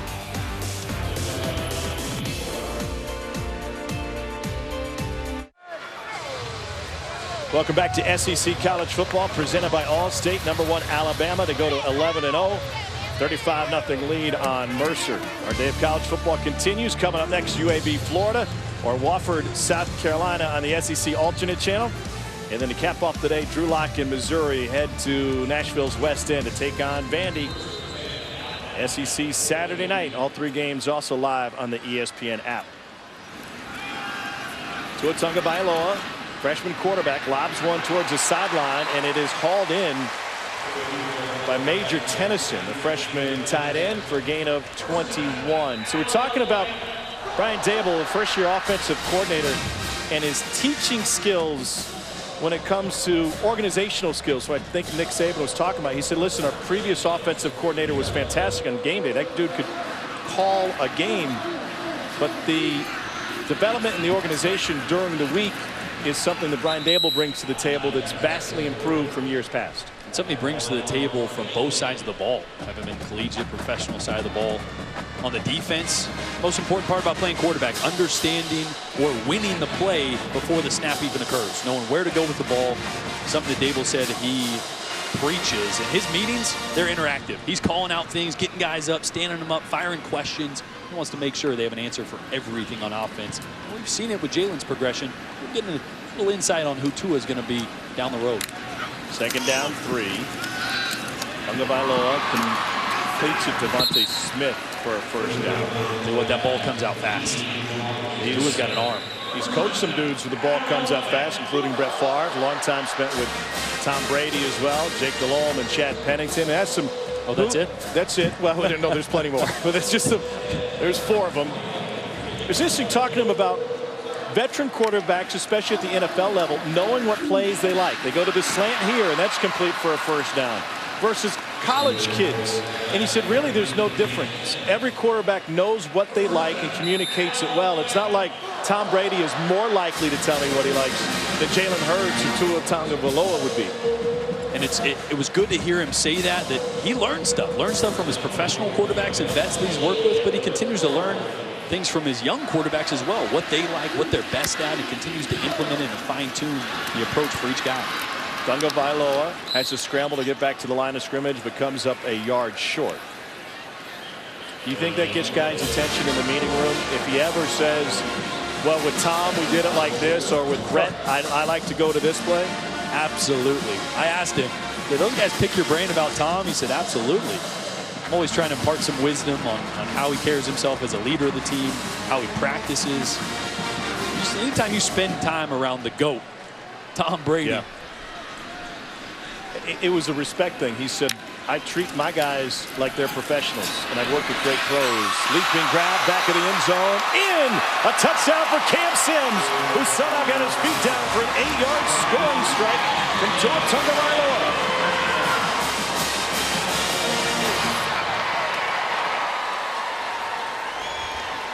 It works. And the professor watching that one on the big screen here. This is a great throw. You got a 6'5", 215-pound receiver on the outside. Put it high. He climbs the ladder and does a great job catching his foot on the way down. First touchdown of the season for the senior Cam Sims.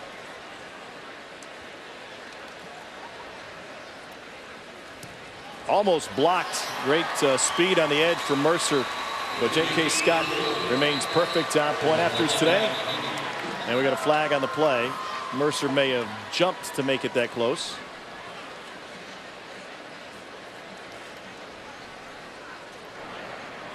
Offside on the defense, number 3. That penalty is declined. The try is good. There's a reason Stefan Huza came so close to blocking that one. Got an early start. Sims finds the end zone for the first time. On the receiving end from Tagovailoa, and a great grab to get the foot down.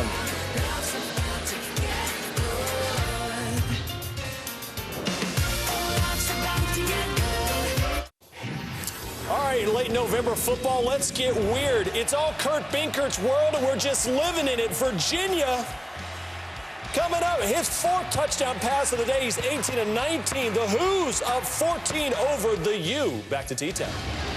Yeah, the Cavs trying to channel a Thursday night against Florida State, the biggest upset they've had in school history. That quarterback's 18 of 19 for 288, 4 touchdowns. That will throw a wrench into the postseason plans. Alabama, the #1 team in the college football playoff rankings. There's a chance we get 2 SEC and 2 ACC teams in. Need some upsets to occur. Here's a look at Alabama's quarterback production today.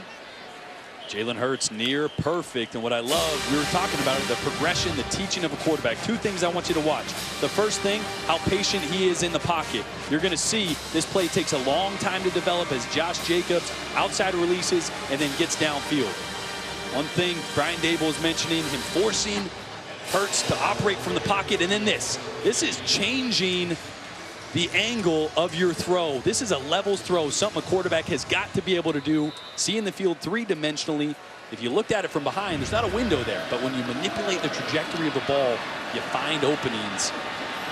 We're already seeing Jalen Hurts is a much improved passer at this point this season than he was even last season. You are crushing the picture pages. How about that, huh? Yeah, that's what happens. You get 2 games in 1 week. Yep. It's all about to get my practice on the telly.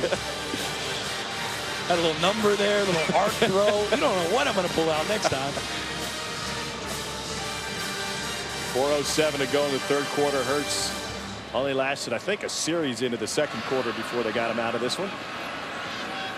Iron Bowl looming. A yard maybe for C.J. Leggett. For more on Jalen Hurts, here's Cole Kubelik. Tom, one of the things that I really like about Jalen Hurts' game is what a deliberate runner he is. He understands when to get out of the pocket, and he doesn't hesitate, and he becomes a north-south runner when he does so. Still has solid elusiveness, but also the power to finish runs and finish off defenders, as you'll see. Jalen Hurts with a nice juke and then trucking a Mississippi State defender at the end of the play. I love the way that kid runs the football when he gets out of the pocket. What does that do for you, Cole, as an offensive lineman, when your quarterback can make plays like that when the pocket breaks down?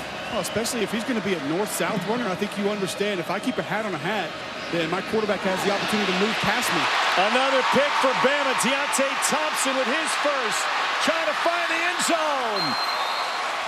3rd pick of the game for Alabama's defense.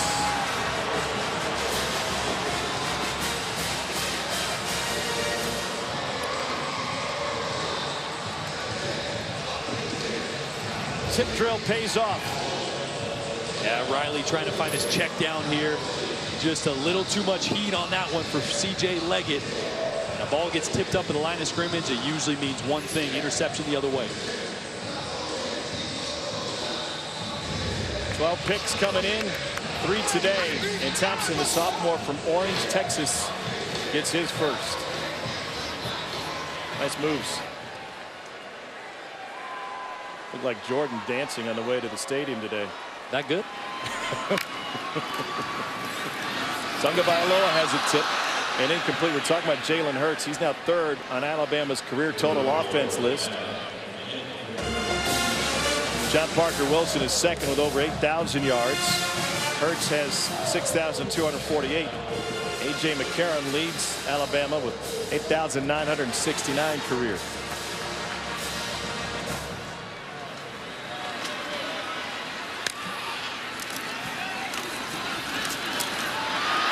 Brian Robinson Jr. getting in on the fun.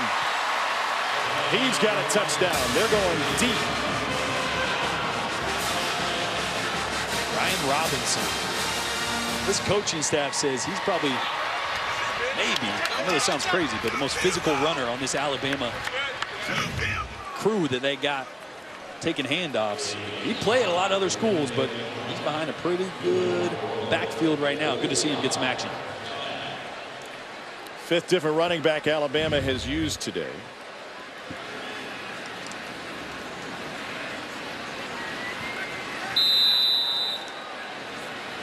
.306 to go in the 3rd.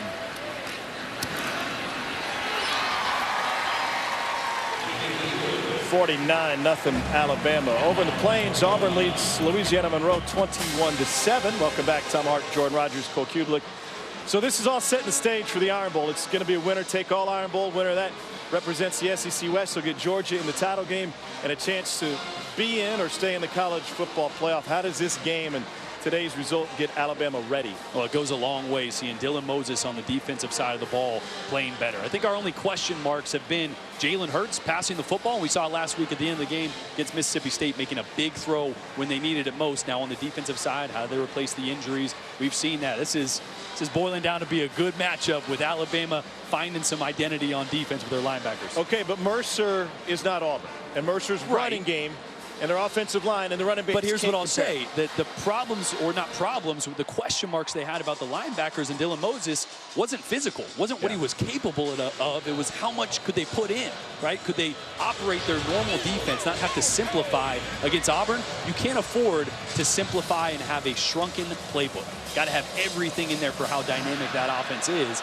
And even just a game like this goes so far for Dylan Moses being comfortable with every play call, scenario, and adjustment. You guys know how I feel about special teams in Alabama's kickoff coverage unit, and they come up with another stop. These dudes fly to the football. Over under on how many hours of special teams film you watch a week? Equal with how much time Cole Kublik watches O-line play. That's true. During the return, illegal block in the back on the return team, number 52. Half the distance to the goal from the end of the run. First down. Special teams work for Alabama because Nick Saban preaches to his guys that if you want to have a long career in the NFL, or if you just want to get off to a good start in your NFL career, you're going to have to contribute on special teams, and they buy in. Unless you're making $10 to $20 million a year, which only a handful, maybe 4 or 5 guys on an NFL roster are, you got to play special teams. You want to stick around the NFL, you want to translate to the next level, you want to create value on a roster, you got to be good at that. Tanner Brumby has entered the game at quarterback for Mercer. 4 for 4 on the season. Got a couple snaps against Western Carolina last week. Brumby gets welcomed to the game by being taken down by McKinney. Brumby and Riley had a competition this spring. There was serious competition in that quarterback room for who would be the starter. Brumby's a little more of a runner. See, Kalen Riley, obviously capable as a runner, but boy, late in the game, I don't care how fast you are, most of the time when you play Alabama, that defense is faster. I learned that the hard way back in 2011. Mark Barron came up and said hello, and it wasn't very nice. Riley finishes 6 of 19 for 44 yards and 3 picks. You're a guy that likes to talk trash on the field. Did you talk much trash that game? Are you kidding me? I was trying to remember my name after that one. C.J. Leggett can't get back to the line of scrimmage. Shaheem Carter in on the stop for Alabama. To that point, though, real quick, it's interesting. When you're at a school like Mercer or when I was at Vandy and you play a team like Alabama, you just haven't faced that kind of speed. You know, as you're running the football, you're anticipating, when am I going to make a move? It happens so much quicker. They'd get to me before I'd even be like, okay, I'm going to cut right here. I'm going to cut left. I mean, the speed is unreal year in and year out with Alabama on defense.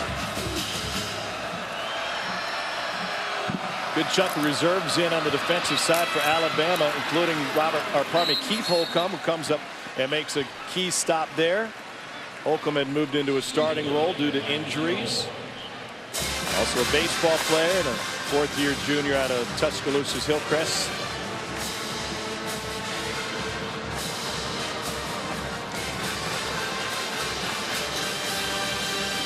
$49-0. Kalen Riley out of the game for Mercer. Alabama getting ready to put their offense back on the field. By the way, got a note from Eli Gold right before kick today. And usually these notes, I'll tell you what's on it. Usually you don't really need them. But Eli was kind of pointing out that the third string quarterback for Alabama. Here's Marks with a chance. Marks to the 30. Marks to the 20. And he'll drag some guys in it. It's helpful to know that Austin Johnson is the third string quarterback today for Alabama, because we might see Mr. Johnson soon. Let's see Mr. Burns. Peter, what do you got? Well, you'll just hear from me this time. How about Arkansas, Mississippi State?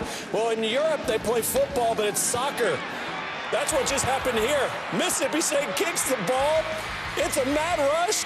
Bulldogs can't pick it up. 2 plays later, Arkansas would punch it in with Devwa Whaley. Other score or two. How about Miami cuts that lead to 7 for Virginia? Wow. Interesting doings in Charlottesville. Pardon me, in Miami. That game in Miami. By the way, also in Miami, Dale Earnhardt Jr. will close his career tomorrow on the NASCAR circuit. And he's got a former Alabama linebacker who's throwing around 75-pound tires on his crew. Important to have that pit crew be quick. Just talking about speed on defense, no wonder. Got a linebacker changing tires. Got a bunch of former football players on his pit crew. Najee Harris in the game. He's already got plenty of carries today, and he gets another one to take it for 5.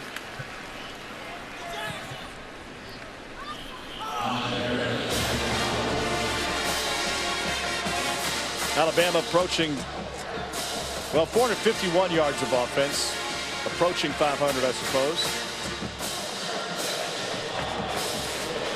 They've scored all 6 trips in the red zone today. They're happy to head to the 4th with a 49-0 lead. So what happens next week? We'll look ahead to the Iron Bowl as Alabama travels to Auburn with the SEC West on the line. One more quarter to play here this afternoon from T-Town.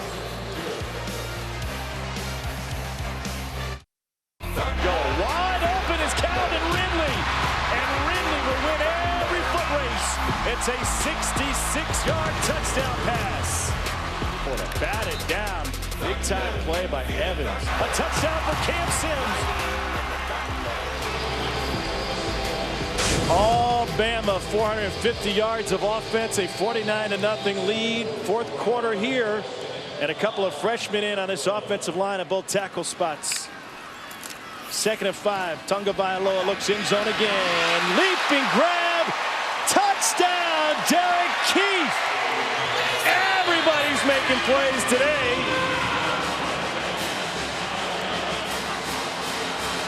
Well, Tom, the accuracy that Tua Tagovailoa is demonstrating, especially in the red zone, something special.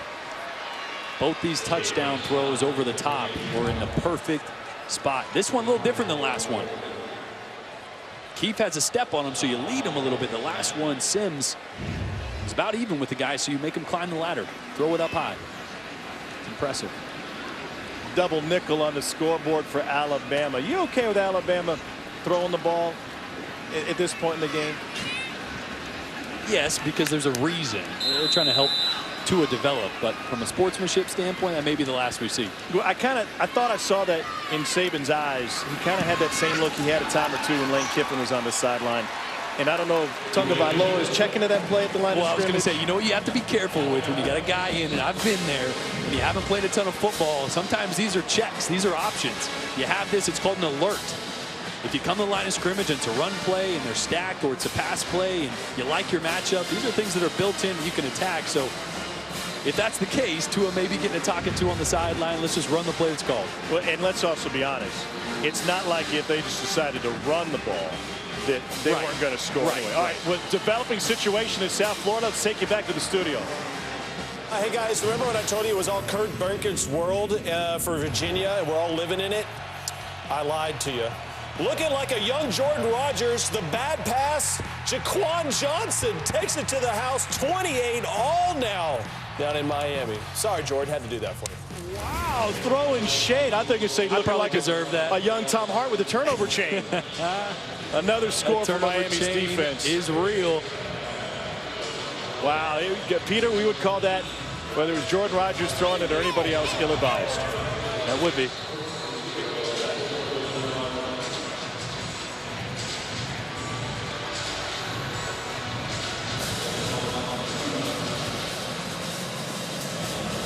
Be one thing if you made money from golf. That would be expected. By the way, in the Big Ten right now, Michigan is leading Wisconsin 10-7 up in Camp Randall. Here's an opportunity for Stefan Huza, and he takes it all the way up to the 48-yard line. 45-yard return. Here's a look at the top 10. Bama and Clemson rolling. Miami tied with Virginia. Oklahoma's in Lawrence, Kansas to take on the Jayhawks a little bit later.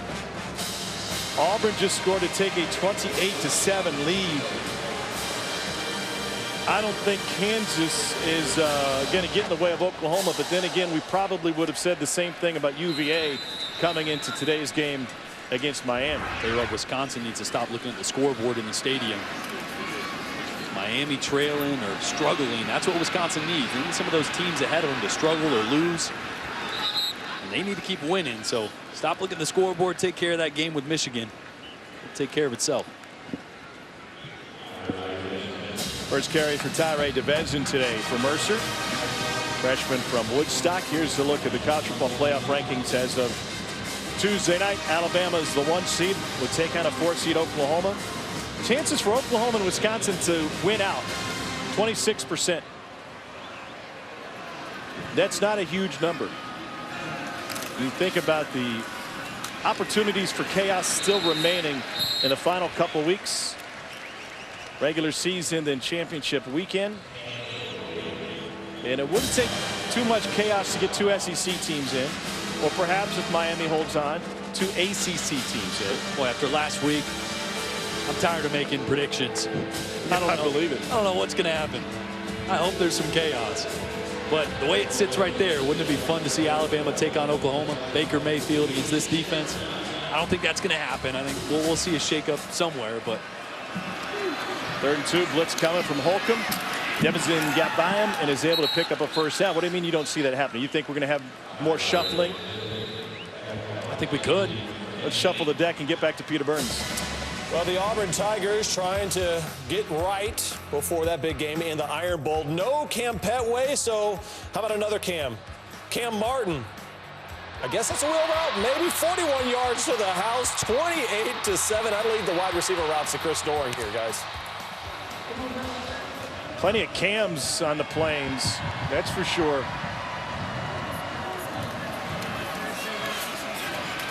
A draw action and back to the line of scrimmage. Yeah, you know, in the least, I say we're probably not going to see an Alabama-Oklahoma only because Miami and Clemson, they're going to have to play each other. Yep. So someone's going to have a shake-up there. So I only say that because if Oklahoma keeps winning, whoever loses that game, Oklahoma will probably slide into that 2 or 3 spot if they keep winning, but who knows. We could still have a situation if Miami pulls it out today. And their only loss is to Clemson in the ACC championship game where they both get it. Depending on how close it is, if a 3-point game, instant classic, absolutely. Deontay Thompson takes down Tanner Brumby. Wins and losses are not black and white. Could also have a scenario with 2 SEC teams in. Alabama's a 1-loss team, and Auburn wins the SEC championship game against Georgia. It's a very good chance those two would get in. Yeah. So again, you need shuffle from teams like Oklahoma and Wisconsin to open up that door of possibility. Well, boy, wouldn't it be tough to keep Auburn out if they ran the table with some of those victories? We've never had a 2-loss team make it. But what I love about it is that would represent a team that has improved over the course of the season. Brumby hassled coming out of the backfield and taken down by Trayvon Diggs after a gain of 2.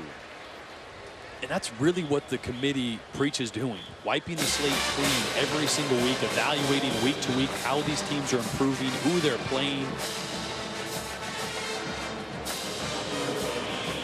4th and 10. Offense will stay on the field for Mercer. Alabama with some late personnel movement. They'll run in Jamar King. And Darius Cowan is in at one of the linebacker spots. Brumby to the edge, and it is almost picked. Diggs, who saw regular time early this season but struggled in the Florida State game, couldn't get his hands underneath it. 4 minutes into the 4th quarter. Bama 56, Mercer nothing. More talk coming. The Iron Bowl is one of the greatest rivalries in college football. 365 days a year in this state, that's what people talk about. This is the biggest Saturday in Alabama all year long. Touchdown Auburn! Auburn's going to win the football game! Touchdown Alabama! That will be forever ingrained in the lore of this rivalry. So many incredible moments in college football's greatest rivalry, including Punt Bama Punt. AL.com had a fantastic story up this week about the players that were involved in that, including David Langner and punter Greg Gant, who played high school football together. They went opposite ways once they got to college, and their fates would be intertwined. Power run by Brian Robinson Jr. He's able to pick up 14. Alabama leads it 45-35. They've won 7 of the last 9. This is only the second winner-take-all Iron Bowl that will decide the champion of the SEC West and therefore a bid to the SEC championship game. We can't say for sure that it's an elimination game because Alabama could lose and still make the playoff. Auburn would be eliminated. Right. It would be their 3rd loss. It is going to be another eventful weekend. Cole, what's it like to play in that game? It's unbelievable. Most impressive thing that I've ever done, most memorable thing that I've ever done. I tell you, Tom, what's crazy is I tell people a lot of time the most memorable game that I played in an Auburn uniform was the 1998 Iron Bowl, and we lost that football game. But I was a young man that grew up in Homewood, Alabama, right 35 minutes down the street from here in Tuscaloosa, Alabama, and I went to games at Legion Field when I was a kid.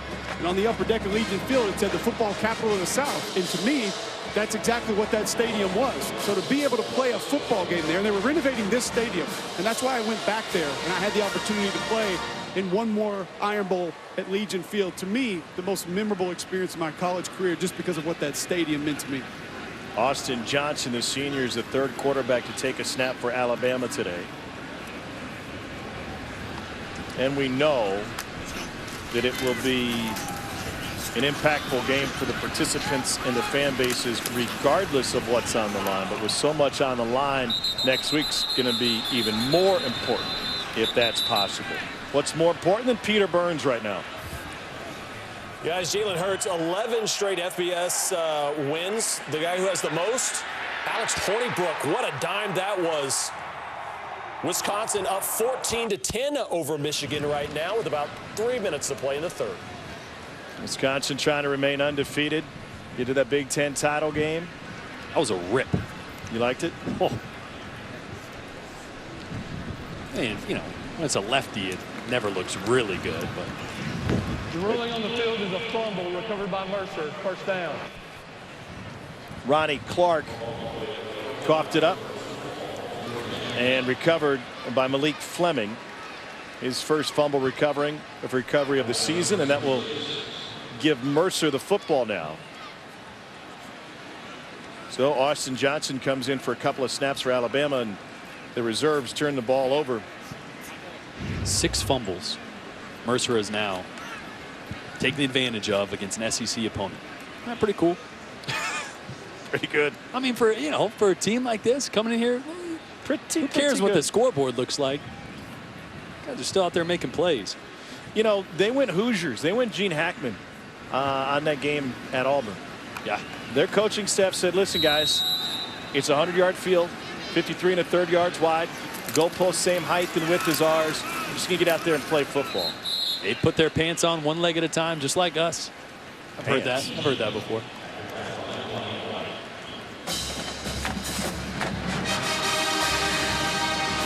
This will be a regular occurrence for Mercer. They got plenty of SEC foes coming up in the future. Able to chase that payday now that they are fully funded from a scholarship standpoint. Play North Carolina, Vanderbilt, Alabama, Auburn, and Ole Miss. Trying to help out their budget. Their entire athletic department budget is $18.7 million. They'll pull in north of $1 million by playing these two SEC games this year. 3rd and 11 forthcoming after the incomplete pass, trying to find the senior Chandler Curtis.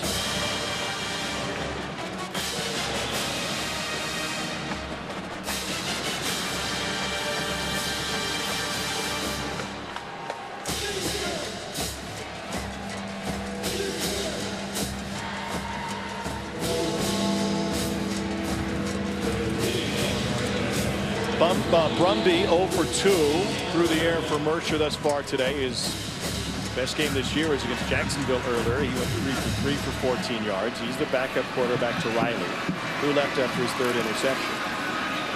Tanner Brumby throws back, and that's complete to Sam Walker. What a game for Sam Walker, by the way. That's his 4th catch. They're doing a great job using their tight end today. With the speed and athleticism that Alabama has on the outside, sometimes that advantage, if there is one, your big tight end close to the line of scrimmage, easy short throws for the quarterback. Good play design there, but came up a few yards short. Sprinting out so much, I was waiting for the throwback screen. Marks back to return for Alabama.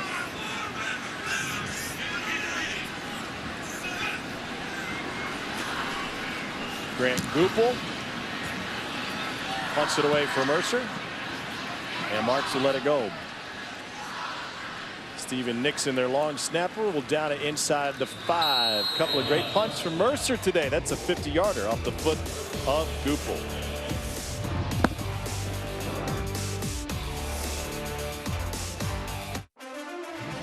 SEC Network Football is presented by Allstate, official protector of college football fans.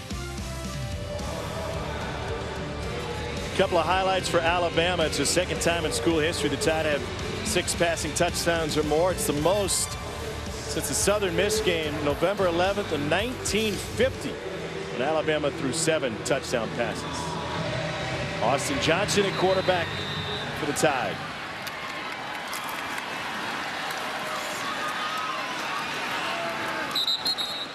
What are you seeing down there with this Alabama offensive line? Tom, I see big 76 Scott Lashley making his first appearance in the game, and I can't help but wonder, at 6'7", 310, I know a lot of these guys are going to play in the NFL, but maybe who would have the better professional wrestling career? Scott Lashley or Raekwon Davis on this defense? Because I've never seen a physical human being like Raekwon Davis that I saw the other day at practice. And I know Vince McMahon probably doesn't watch college football, but I don't know, maybe Conrad Thompson can get on his podcast or something, but these dudes could absolutely get into the ring and throw some guys around. Behemoths. That seems to be a common theme this week around the Alabama football program.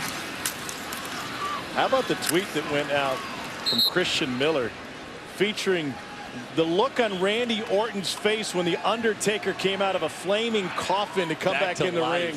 Unbelievable. The editing skills on that video were about as good as the message. It's really interesting for Christian Miller. We saw him out in the practice field on Thursday running with the Alabama scout team. He's out with an arm injury and still gingerly being out in the field. He hadn't really even been running around that much, so who knows if he can return for the Iron Bowl or even after that. But he could have a redshirt season, right? A medical redshirt. He only played in the first half against Florida State. and was injured in that one. 3rd and short.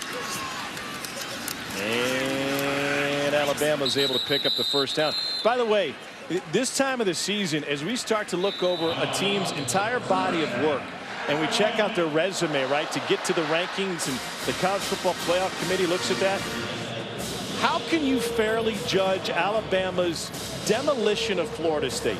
That was the Florida State team that we all thought we were going to see. And for 6 months, everyone called it the greatest opener in college football history. That was a healthy Florida State team. That was a confident Florida State team. Not the shell of the team that is now. Why isn't Alabama getting more credit for that win? It's a great question, Tom, and I don't agree with it. When you look at Clemson, the committee has obviously favored that loss to Syracuse because of the loss of Kelly Bryant during that game. So they're giving them essentially a pass. Well, why is Alabama not given, not a pass, but more credit for beating a full-strength Florida State team? I don't care what Florida State's record is right now. With DeAndre Francois, that is a different Florida State team then and now. They should get more credit than they're getting for that win to open up the season. And that was a healthy DeAndre Francois. Yes. It was a 3-touchdown lead, and he was going to come out of the game anyway if he hadn't gotten hurt on that final play.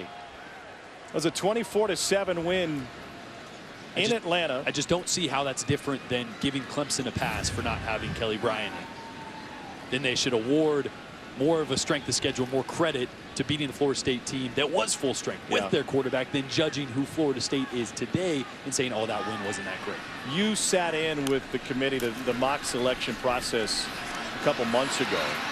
Another first down run for Alabama. It seems to me, as an outsider, that they give more credit for big wins than they detract from bad losses. And Syracuse more and more is looking like a bad loss for Clemson, regardless of the quarterback situation. You got to think about it. There's 5 coaches that make up that committee of 13. So it's not just the win column, the loss column. Who have you beat? What's your strength of schedule? They're watching tape. Each one of these committee members gets an iPad that's loaded with the coaches' cuts of tape, the same thing that me and Cole watch on a week-to-week basis. And my special teams. I was just going to say, the same cuts you're watching on special teams. So they notice these things. They notice personnel. They notice games and execution and how offenses fared against certain defenses. So there's a lot more that goes into it than just how many wins do you have, how many losses, and who are they against. They also pay attention to competitive losses and non-competitive losses. And Ohio State's a team that's just sitting right there in the periphery. If we have chaos, if Ohio State wins the Big Ten, there's an outside chance they could slip in. It's going to take massive chaos. And I don't think Ohio State is deserving because of the 2 blowout losses that they suffered. You know what? I think the Oklahoma loss early in the season was at 31-16, I believe, at their place. I think it looks better and better as the year goes on. But you're right, giving up 55 points to Iowa, a team that, oh, by the way, just got blown out by Wisconsin. Was held to 66 yards total. And only 14 points off of 2 pick sixes. So an Iowa team that scores 55 on Ohio State and then gets blanked on offense by Wisconsin, a team that everyone's like, oh, how's their strength of schedule? Where are they going to be? So then, in that scenario, help me out then. Who's a team on the outside right now, outside of Auburn, because we know they can play their way in from a destiny standpoint, that you think, not you were predicting that they would be in, that would deserve to be in? If we agree that Ohio State, with chaos, still would have a resume deserving of being among the top 4. I'll tell you what, I've been a big proponent of Wisconsin this entire time, just because of the standpoint of this is why we have a playoff system. And at the end of the year, if Wisconsin wins the Big Ten championship, they'll have beat a top 25 team in the committee's eyes, most likely Northwestern, who may finish in the top 25. An Iowa team, they'll have beat a Big Ten champion. There's a chance that they could have 3 top 25 wins at the end of the year. I don't care who else you played. You win undefeated in the Big Ten, you won your championship, and you have a handful of maybe not great, but good wins. I think in Wisconsin, if they win out, they control their own destiny, they have a chance to make the playoffs, and they should. Currently number 5. They now have the lead at home against Michigan, 21-10.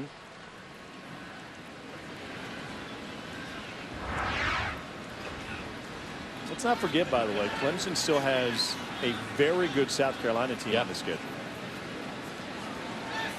Will Muschamp can call up some defense. It's not a pushover. Austin Johnson, a quarterback for Alabama. He will take a knee. They're looking to run this thing out. Let's check in with the studio. All right, gentlemen, time for our AT&T Phil Pass. One of the games that's going to be coming up right after this one. Felipe Franks getting the start against Bill Clark's upstart UAB squad down at the Swamp. That game after about an hour of Phil after this one. All right, Peter, thanks. Bill Clark revitalizing that UAB program after their rebirth. Johnson with the fake knee decided to pick up some yardage. Keep that mouthpiece in.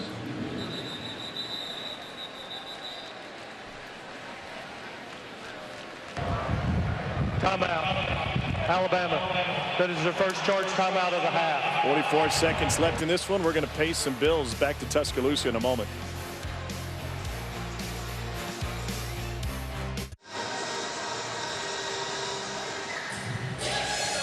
Alabama to punt it away, up 56-0. Plenty of rests and nice moves.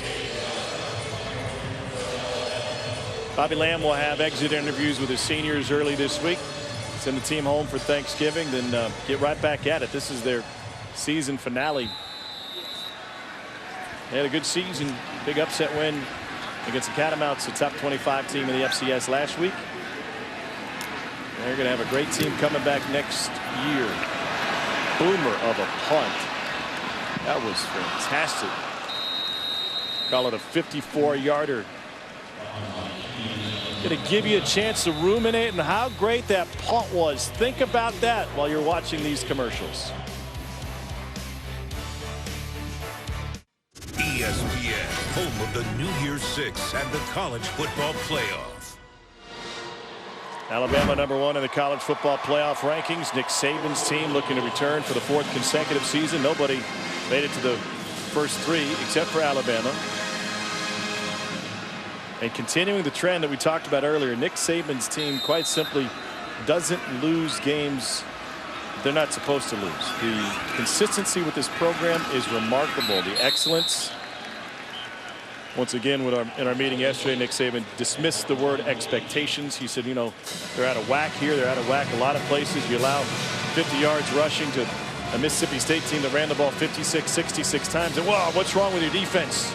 Defense is, well, listen, they got a great running quarterback. They got a good offensive line. They're going to run the football a little bit. I thought that was amazing. Everyone's talking about how they were soft up front. They only give up 3.5 yards a carry.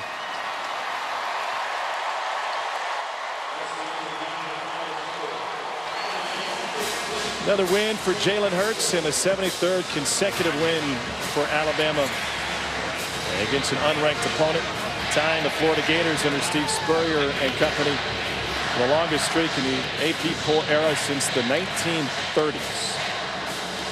Jalen Hurts was perfect 7 for 7, a perfect start to the season for Alabama, and head coach Nick Saban, he's with Cole.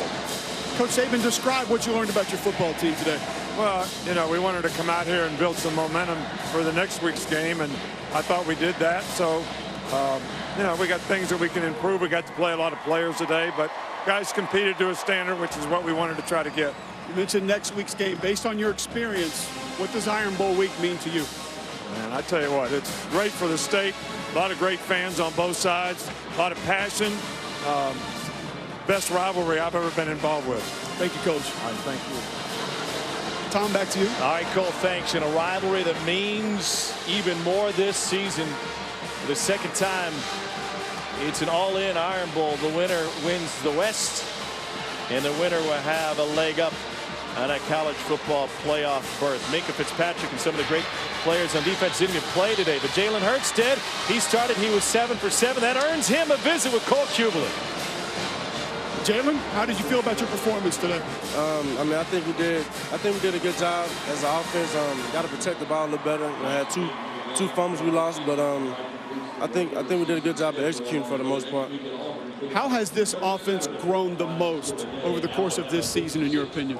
I think we've built a lot of trust, you know, on our side of the ball, and I think we're just playing together. We just have to, you know, continue to build and build where we're at right now, from where we're at right now. Now, you've been a part of one, but when I say Iron Bowl, what pops into your mind? The Iron Bowl is next week. Coach Saban always says, enjoy this for 24 hours.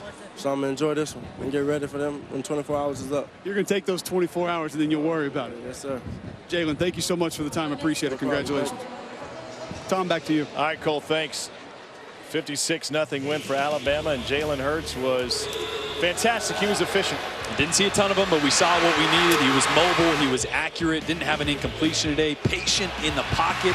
As I diagrammed earlier, all these signs that he's continuing to improve as a passer.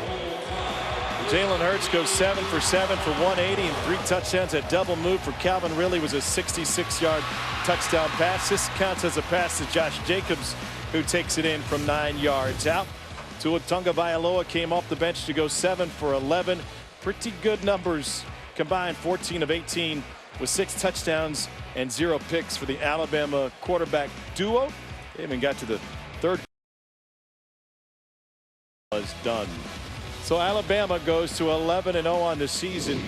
They've got the Iron Bowl next week. Yeah, they still have some guys that are banged up, trying to get healthy, and they were impressive in many ways, especially defensively.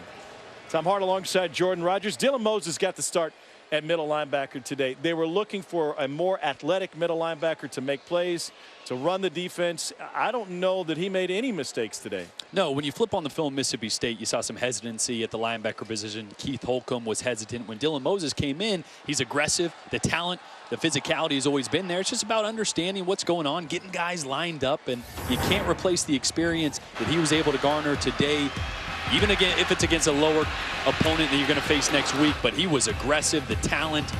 As I stated, one of the more physically ready guys that Alabama's ever had at the linebacker position. But up until last week, just 4 days as a linebacker. Now he's got 2 games under his belt as a middle linebacker. Valuable. He had 9 tackles in the season coming in. He had 11 tackles today, 4 tackles for loss, and you saw the interception. So it gives him something to build on, especially against a great Auburn running team and a very good offensive line. Yeah, Auburn's going to be dynamic. They're going to be explosive. I think the biggest thing that we're going to see from this game outside of Dylan will be staying healthy. And Minkah Fitzpatrick had another week to rest the hamstring. They're going to have him against Auburn with how dynamic that offense is.